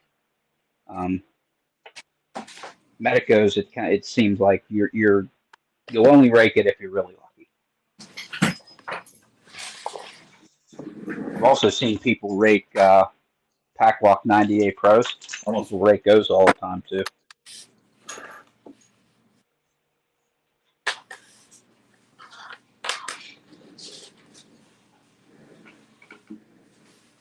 Yeah, my end, I think the highest one was a green belt, the tapered pins, the Ruko 500 with tapered pins.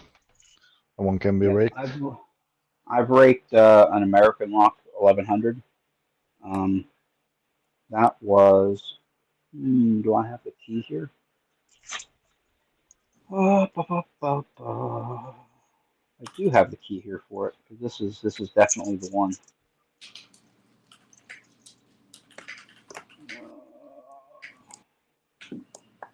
There it is.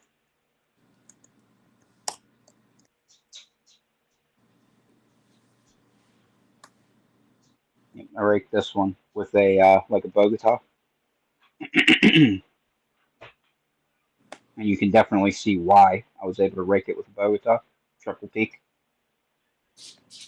Oh yeah.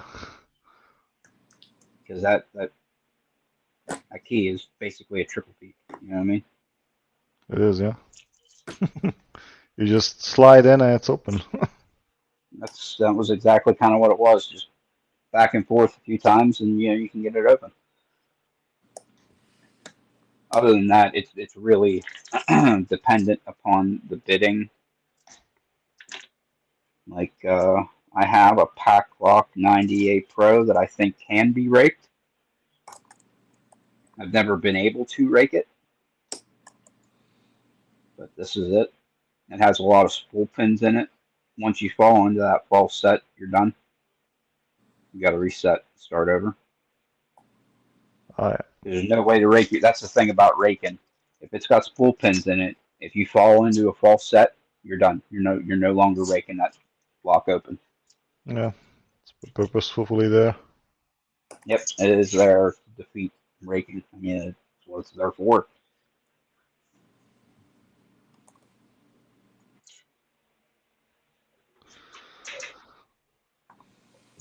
Oh, come on. Okay, let's try a different strategy. Bottom of the keyway. Oh, what do we want to pick? What do we want to pick? Let's pick. Did I pick the GG? Oh, well, even if we did pick it, let's pick it again. It is like one of my new favorite locks to pick, the GGP Extra. Ah, the 510. Oh, I love this lock. It's so much fun. See, I haven't picked mine. Then should do that once.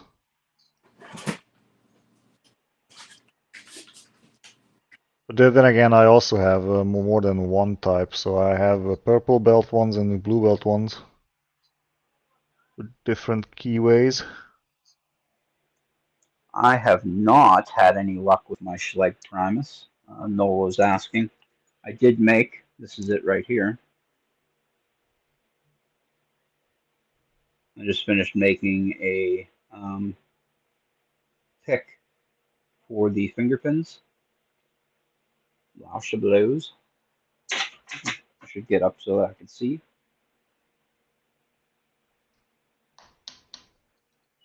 Little finger pin pick.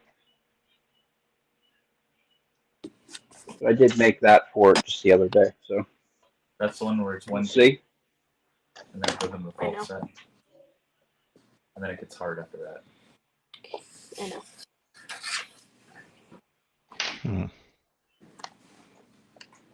It's weird.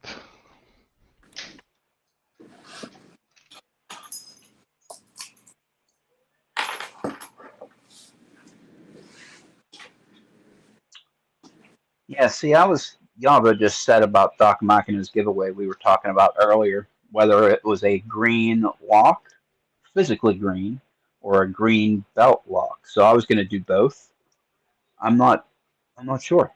Like, I think you said she was specifically vague to let you kind of do whatever. She specifically mentioned, however you want to interpret it, that it didn't have to be a green belt lock. Yeah, she just said green lock. So well, what that means, it's up to you. I like it. Definitely like it. I was going to say, because I literally only own one single green lock, and that's this crappy Brinks lock. It's like the worst lock of all time. Talking about shitty locks, I'm having trouble here. What the hell? I mean, these normal pins, the standard pins are really the pain of my existence. I hate them.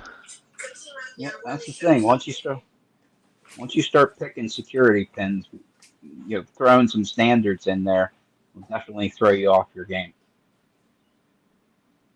And some locks even mix them with the security pins.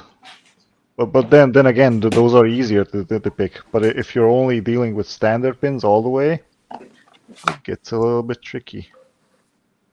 That's Stu did his giveaway where you would go and rake. It was rake 2 for Stu, and he said if you really want to do something, rake Raker's Dozen, or put some Shackleman style in it and do it while you're cuffed.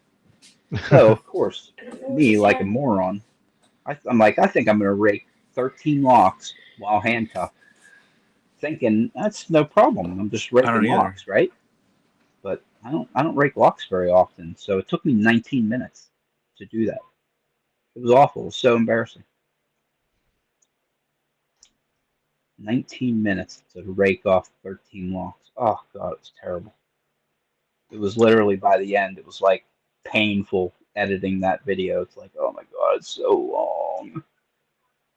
I really should go back and like speed up like the middle 13 minutes of it. You see, there are spools in here. I just picked the spool. Interesting.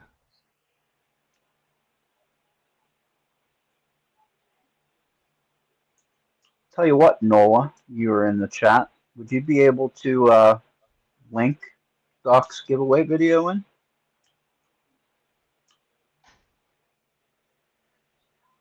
I think that would be pretty slick. Did she mention what the prices were? Because I think I skipped that part. Oh, good.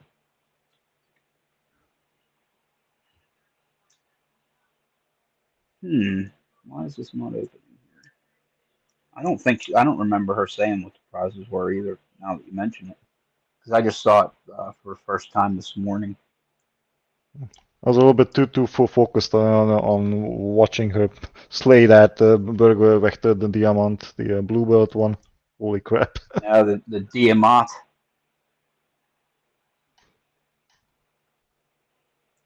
Yeah, I didn't realize that was a green belt lock. I didn't know that.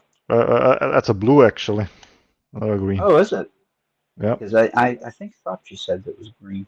But I've never had a Berg Wachter before.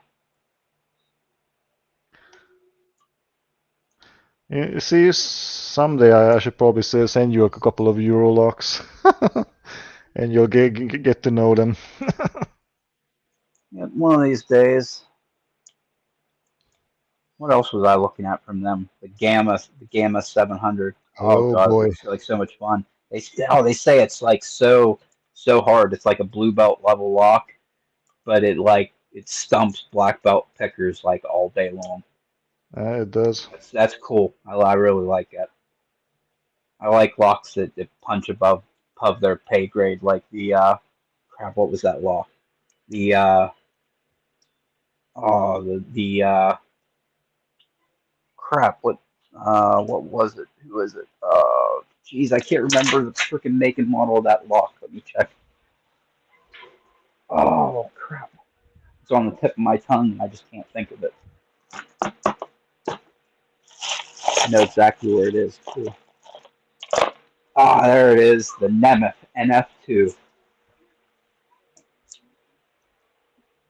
Oh, Lock that punches above its pay grade. yo, the NMF, yeah, that's a brutal one.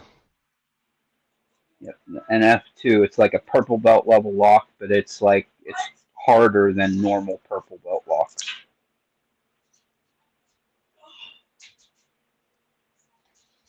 Yeah, that's also a Dutch lock. Yep, I have one of them. As soon as I saw the bow on that key, I knew what you were going to say. And the bidding on yours is not that bad. Holy crap! No, not at all. This is another one of those locks. It reminds me of the problem that I had with the Goal Z when I was learning how to pick it. Uh-oh, I think I... Slowly push it up. Matt. There we go. I think it was the same problem that I had learning the Goal Z, is that I was over picking it. I would, just go in and not use caution and test all of the pins before I went and just started mashing at things. Because once I realized, that you can overpick this, and you can keep picking at stuff all day long, and you'll just cause other things to drop and end up in this loop that you can't get out of, this ping pong loop where you're just constantly picking pins and dropping pins and picking pins and dropping pins. That's something you can definitely get stuck into with Brian, an MF2. rejoin or something. Oh wait. Well, I suppose they're designed that way, just, waste your time. Yeah, it's going Yep. now.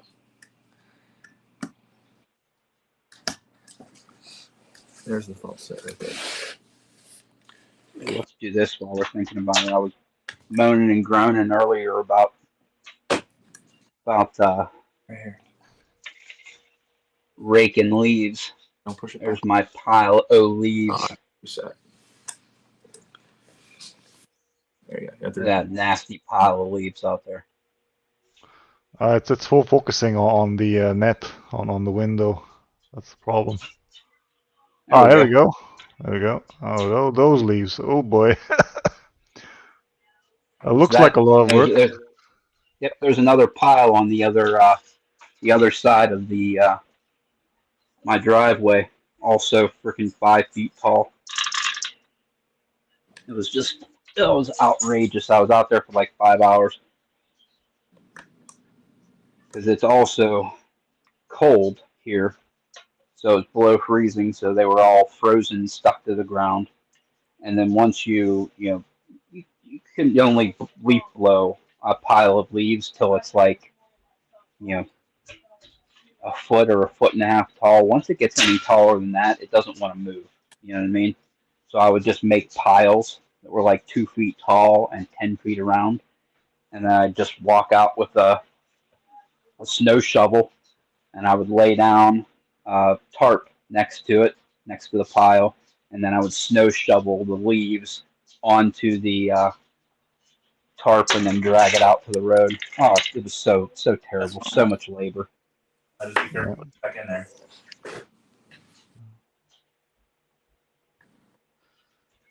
Come on. That is the incorrect turn. Better. Nola, you say that a match fixes it, except I'm not allowed to burn anything here anymore. We used to be able to have like campfires and stuff like that, little like a fire pit. But they have since put in a rule that we're not allowed to do that anymore.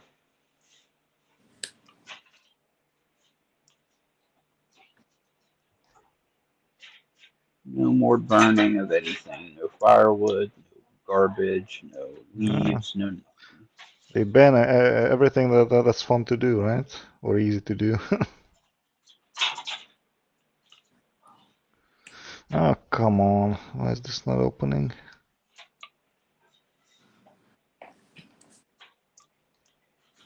I need to find one of these GGs that's a 6-pinner. That would be super fun too.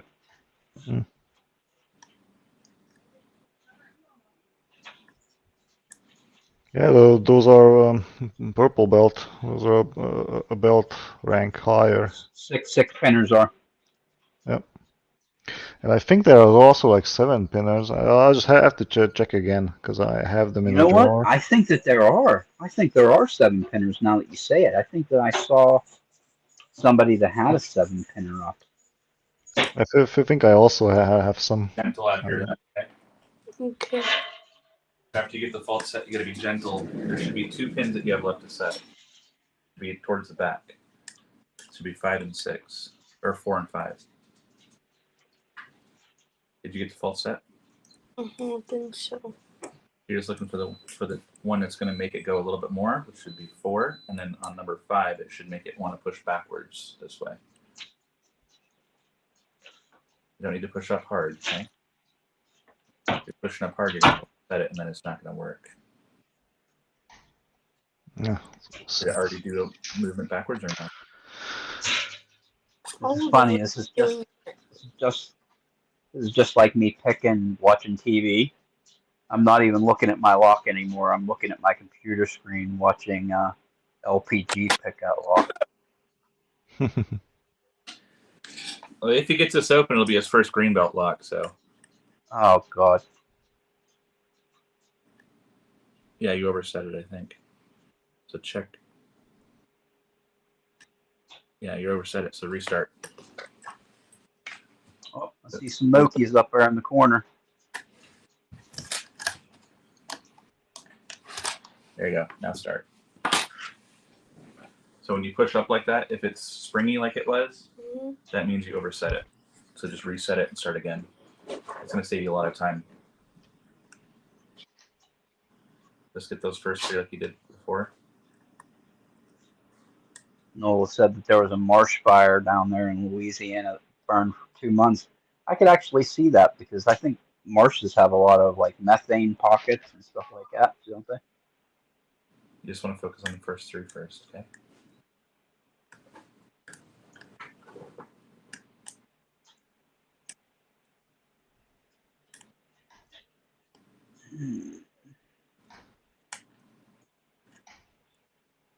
Check the first pin. I don't think you're coming back far I enough. think I got movement. Yeah, but you didn't get the fault set yet. Yeah, check that first pin. Front. Okay, that was number one. What we got left here?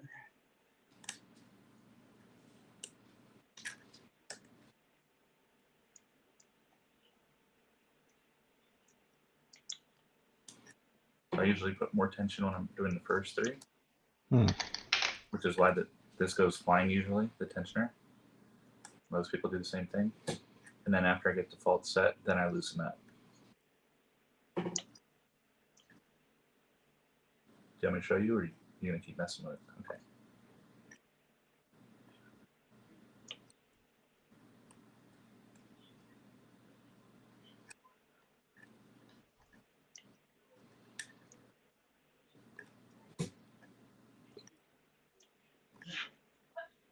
Oh, come on.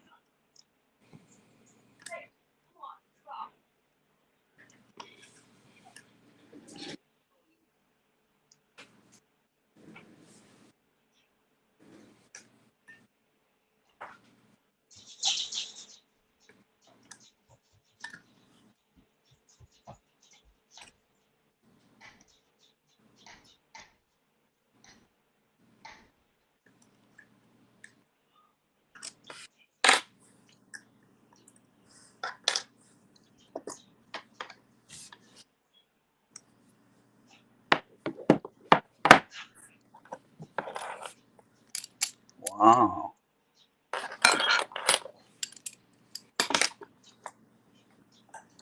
Switch hand out. Mm-hmm.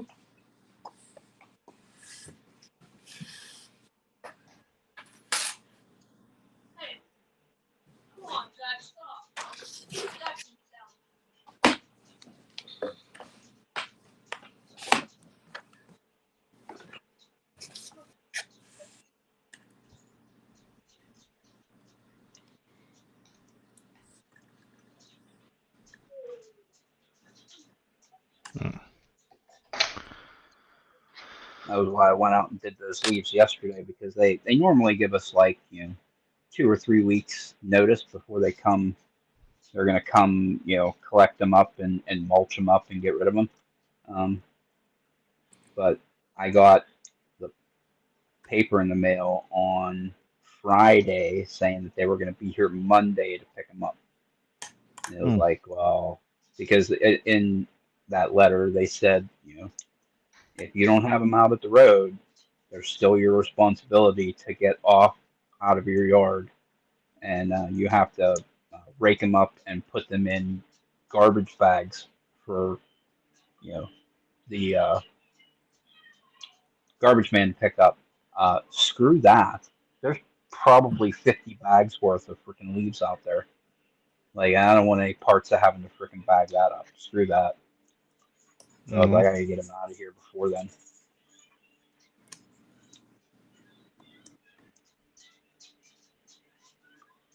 My wife did mention, because by the time I came in yesterday, it was, oh God, it was probably 25 degrees outside. It was pretty cold here. And I was outside for like 5 hours. By the time I came in, my back hurt so bad that I just came in and just laid down on the couch and I couldn't move. So she said that maybe next year we'll get a quote or something to see if anybody wants to freaking come do it for money, and I'll be done with it, because boy, it really sucked. That's the type of work you can delegate to teenagers or whoever, you know. Wish I could. That's the thing. My wife asked me yesterday. She's like, "Do you want the girls to come out and help you?" Because I have 2 daughters. I do have a son and another daughter, but they don't live here at home. They've since turned 18 and moved out. But I have 2 teenage daughters that still live here, a 12-year-old and a 15-year-old, and it's like, do you want them to come out and help you? It's like, no. I mean, like, girls aren't, teenage girls aren't interested in coming out and helping dad do manual labor out in the yard. You never know until you try. I mean, they probably could have been of some help. It's just, I don't know. I feel weird. Let them stay in here and clean up the living room or something instead. That was before I realized how much work it was going to be and how bad my back was going to hurt afterwards. So.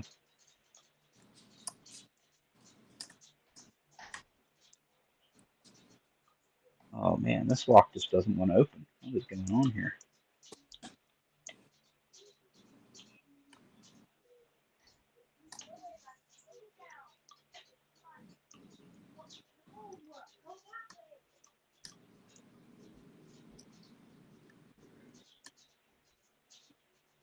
Oh, there we go, it's open. Finally. There are spools in here, but then they come into play very late. Oh boy, what a nasty little lock. Is that the master lock still? No, this one's the Basie VHS 619. This is unranked.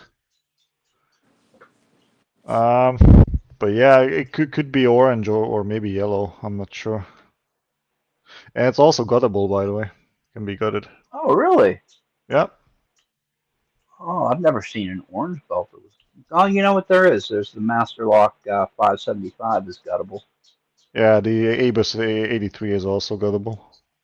But I mean, this is unranked, so have to be. I have all the colors of these, but I never really went into detail on what's inside them. As I mentioned, these were at the lockpicking competition, the last one that I went to in Salzburg, here in Austria. Ah. All right, next. Yeah, I only own 2 orange belt level locks, and both of them I've gotten pretty recently, actually, because I have the ABUS 5540, the one that I chucked into the woods, and have since gone back into the woods and found, and it's now mine again. And then the Master Lock 150. Those are the only 2 orange belt locks that I own. I skipped over it when I was going through the belt ranking. Nice. Yep, I skipped over white, went straight to yellow, and then skipped over orange and went straight to green. And then skipped over blue and went straight to purple. And then skipped over brown and went straight to red. Yeah, there are no rules, and you don't have to walk over all the ranking. And I kind of wish that I don't know. I don't know if I necessarily wish that I wouldn't have skipped over levels, but I feel like if I would have, maybe I would be better at, let's say, dimple locks. Maybe I would have taken the time, because the whole time I was doing it, I was like, dimple locks, screw those. I can get my black belt by picking just pin tumblers, so why would I bother? Now here I am. I picked my 2 black belt locks, and I can barely pick purple belt level dimple locks. I always say I feel like I stunted my growth as a picker because I was, too focused on one specific kind of lock instead of kind of learning everything. You see, I'm doing quite the opposite. So I'm going very slowly, but I'm trying out almost everything. I'll tell you, You your You got it? Yes. your list. He did not. He just got his first green belt lock on camera on your stream. Oh, nicely done. Congratulations. What lock is that? So, Oh, there we go. so Oh, now it's an you Avis. stream as your point of reference for getting it. How? How do I? Sorry, I'll have a link for it. Okay. We still need to gut it. We can do a separate video for getting it. That's fine. Okay. Or we could do it right here on the stream, maybe. Okay. Yep, you're full screen right now, bruh. Yeah, let's get it right here on the stream. Okay. Hold on.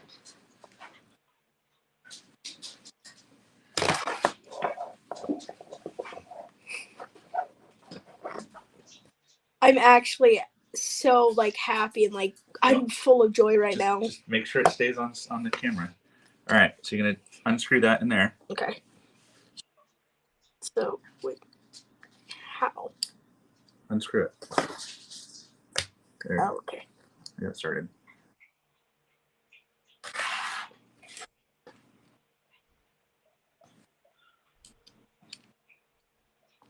See, that light tension, right? Mhm. All right, so we're gonna put this aside. Put the screw right here. All right, hold on. So we're gonna take it and we can leave it sideways like that. I've never gutted this one, so Yeah, you might want to lock that back up first. well, I was thinking leave it unlocked, but yeah, we'll lock it. Because I don't- if you look at the bottom, there are like holes in there. Yeah. And when you juggle around with the circlip, those pins, the key pins can fall out. I had this problem with my locks when I tried gutting them. So this has a C, looks like a C clip way down here though. I've never seen one like this. It's really funny. My son actually did the exact same thing. He was gutting a 7240, and he turned the core upside down and dumped all the key pins. He actually dumped them down into the floor vent. I had to pull the floor vent and get them out of the HVAC duct. Oh boy. Yep.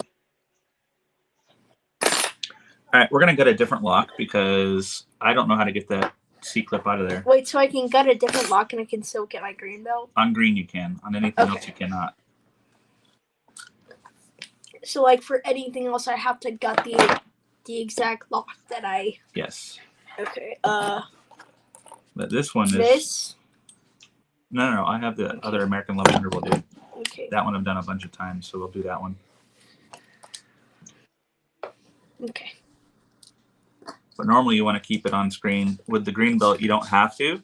It's the one lock where you don't have to gut the same lock. So we will put this right here. And I'll get the 1100 is right here. And we'll unlock this one. So this one I've gutted a lot. So we'll unscrew it, just like that one. And this should be you doing this, but that's fine, I think. Yabu, careful with the camera. So sometimes grandson sometimes he leans in with the head, and we can see his head sometimes. I mean, Stu just mentioned it in the comments. I thought about maybe pointing that out as well. Yep. All right. So let's get the right follower for this.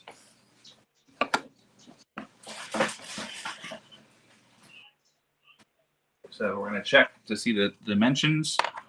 It should be this one right here. This one looks like the right size. Okay. Finally got the GG open. Nicely done. I'm gonna do that. Make it easier. Oh, it's open too. Do I that. opened the my friend from Bergvekta. All right. So we're also gonna get. I'm not even sure what the ranking of this lock is. Holy crap, I need to look it up. Look at that. Are the 3 green locks open? Or lock Oh mechanic? yeah.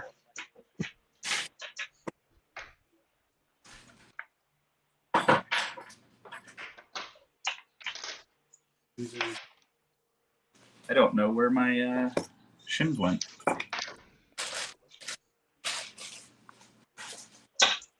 That's a good lesson to start right now. There. I was opening black belt locks before I learned my first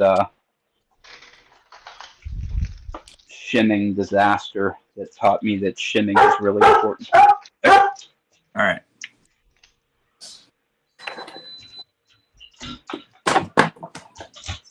right. So you're gonna take this.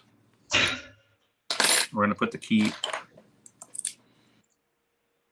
in here. Here's what you're gonna do. See this clip right here? Mm-hmm. You're gonna take this and you're gonna align it like this, and you're gonna push it until you can get this clip like that, and you're gonna pull it off. Okay. So go ahead and pull it off. And you want to make sure that you don't drop this whole thing. Okay? So hold it like this, and use this and pull that clip out. Like, Yeah. Pull straight out if you can. You're stuck underneath of it, so you want to get just a clip. So like right there. Here, let's push it more this way. Okay. There you go. Now pull it Yeah, out. yeah, you might want to turn the camera to the left a little bit. This way or the other way? No, the other way, the other way. You The got other way. it. You got it. Yeah, like that. Well, much better. It's out. It's right here. So now what you want to do is you want to turn it like this a little bit, and then we're going to take one of these and we're going to slide it down the top here. Okay. So let's see if I can get this. So I don't like using shims personally, but I know a lot of people do.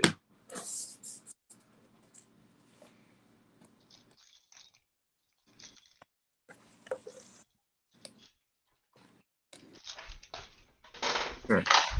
We'll do this. So hold the lock like this, and you're going to slide it through. Slowly, slowly, slowly. Hold on. Because you need to hold your finger and hold this as this comes out. So slide this. Slide it. There you go. Look. Don't push all the way through. All right. So now we have the 2 pieces here. All right. So now you can grab these with the tweezers. okay. So we're going to start with this side. This is going to be 1. Okay. So as I pull the key out, see how it raises up? No, this one here. You want to grab that one? Yep. You can grab it. And you're going to put it, right there in chamber 1. So that's the key pin. And you're going to get 2 here. So here's another way you do it. Let go. Is you can just dump it like that. You want to do that? And just cover it. Here, you do it. Put that in 3. 3.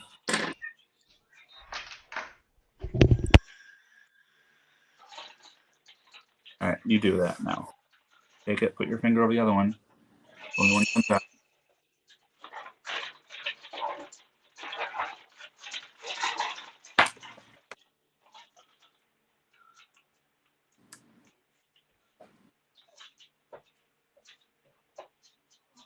All right. Now, this is going to be a little harder. Okay. So you're going to This is 1 on this side because we can tell because it's slid in here. So we're going to slowly pull this back. So hold this with one hand. You're going to slowly pull it back.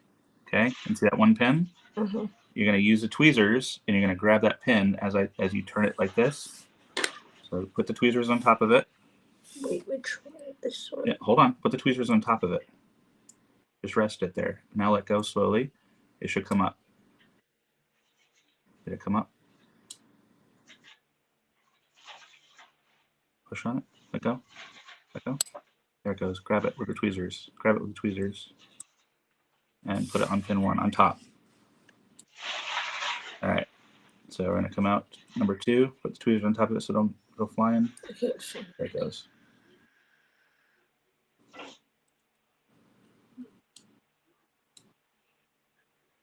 Can you get it? Here.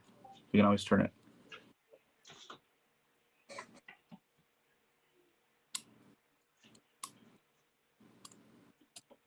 Got it? All right. Next one. Ready? I heard it. You get it? Oop. Springs. There it is right there.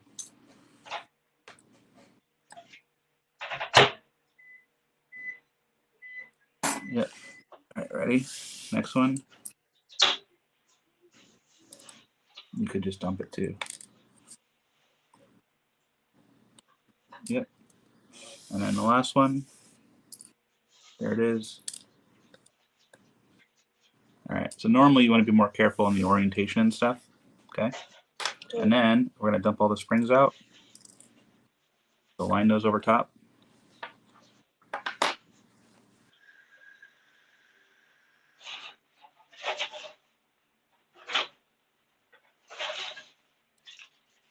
Uh-oh, there it is. All right, so now you have all the springs and all the pins.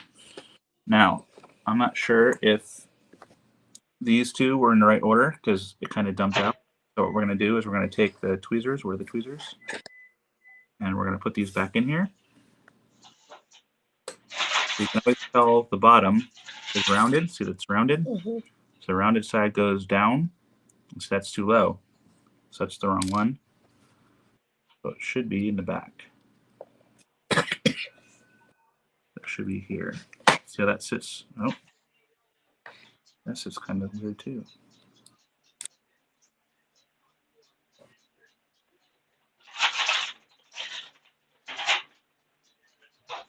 That sits too high, so that's not it. Oops. And that sits flush. That's what we're looking for right there. So that one's definitely there. This one doesn't seem like this is the right spot though.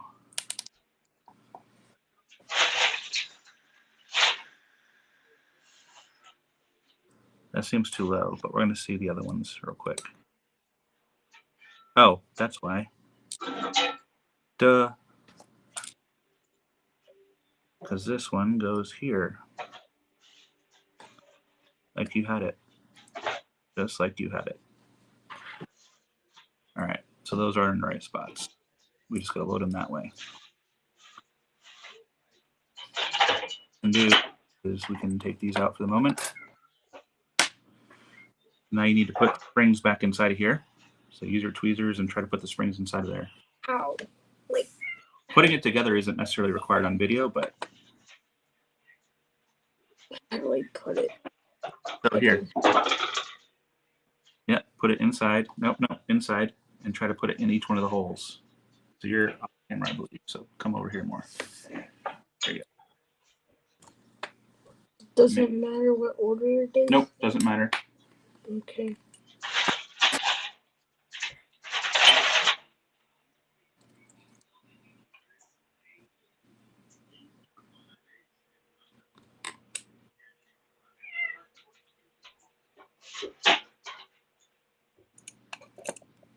She's on my top. They're right here.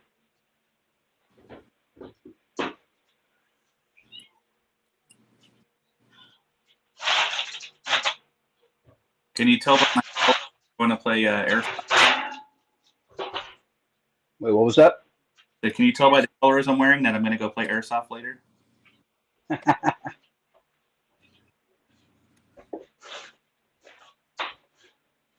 You got them all in there? Think so. All right.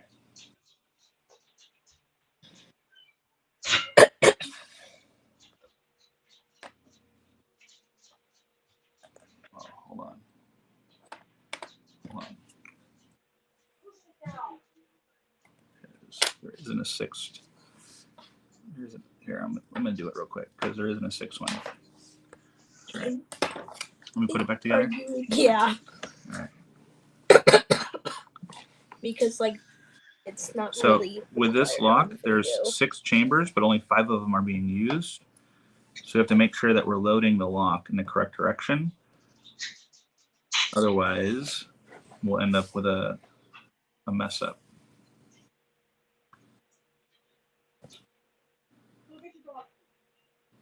This is only a 5-pin lock, but it can be pinned for 6. So this is the front again because it's cut, right? Okay. So we can see that cut. So it's going to fit flush like that. Okay. That's what we're looking for. All right. So we have those in. Let's finish putting the key pins in real quick. And we'll get this ready to go. And then we'll load the rest of them. So we should be able to just plop these. And I always recommend that you check to make sure that you have the key in here and that these all align flush, that you have them in the right order. Now they're all flat. That means that the lock will be able to turn with that in there. We'll then take that out of there for a minute, set it right there, and now proceed to load the pins in here. So the best way of doing this, in my opinion, is from back to front. So we'll go that 1, 2, 3, 4. So 3 here. I can't see I need some light. I need to sit. Ray, are you still there? Yes. Yes. Yeah, I gotta hop off now. Thank you very much for having me, by the way. Oh, good. I appreciate you coming. I'm just gonna hang out here and let LPG get this lock all put back together, and then I'm probably gonna wrap her up too. All I'm right. pretty Well, excited to be part of this historic moment. What do you think, LPG? What do you think about this historic moment, Caleb? What do you think about this historic moment of you getting your green belt? I don't know. I don't really know. You don't know? Oh, it's pretty exciting. My son is 20, and he's still picking yellow belt locks. So Oh, wow. Now I'm going to slide this around and do the front. So we're going to get the front 2. It's the only ones I left. Just makes it easier so you're not having to reach all the way through the lock.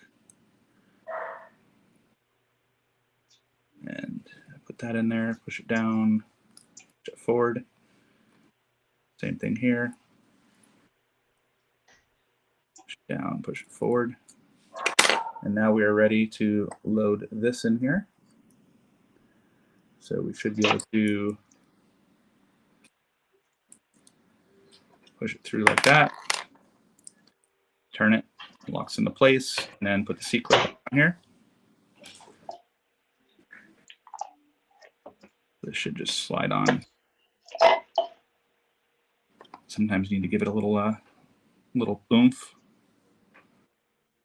Actually, that won't work. It needs to be spun around.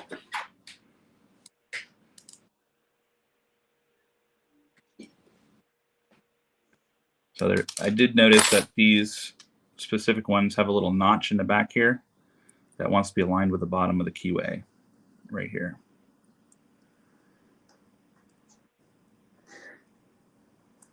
So you want to get it.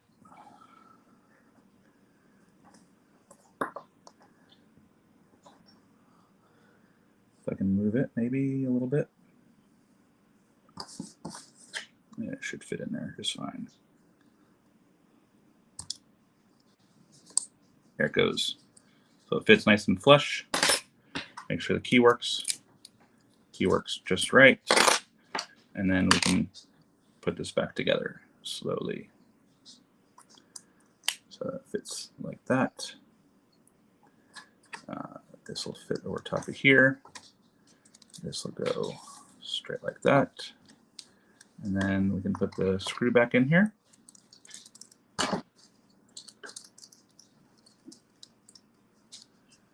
And there we go. We have a working 1100 again. Easy peasy. Not really. Congratulations, making it look easy. All right. Well, so you're ready for lunch, so we will let you go. What do you have to say? Come over here so you can talk. I don't know. How about thank you for being on the stream? Well, thank you for letting me be on the stream, and yeah, I'm just happy to actually get my green belt, and yeah, okay. Yeah, congratulations, man. I'm happy to be a part of it. Congratulations, and I hope to see you again. Okay. I'm gonna leave now. All right. So, how about that? That was freaking awesome. So here I am, back alone again. So let's just go back through the stream or the chat and see if there's anything going on. So thank everybody for coming. Stu, appreciate it. Thanks for coming. Nola, you rock. You're always supporting the channel, even though you bust my balls like no other. So thank you very much. Ryan Fitz, thanks for coming. Appreciate it. I'm sure that there's other people. Humboldt Lockpicker, thanks for subbing, by the way. Appreciate it. Greyhound Picking, thanks for coming. I noticed you say you haven't had a gutting disaster yet. That's kind of the thing is yet. You don't shim. I mean, it's not if, it's when. I had a little disaster with a Ruco 500, actually. There's actually very similar to this. The back of these locks, how they have actuator slots. It's very easy for while you're putting it back together for a pin to fall into those slots because the follower sits flush with here and leaves a spot for a pin to fall through. So definitely happens, and it's just you can be careful some of the time, but you can't be careful all of the time. Sometimes your mind just wanders and bad crap happens. So anyway, thank you so much everybody for coming, and I'll see you on Sunday 2 weeks from today. I'm sure Stu will wakey early. So anyway, I'll see you guys all here on Wednesday for Rock Out with Your Lockout. Everybody have a fantastic rest of your weekend, and see you next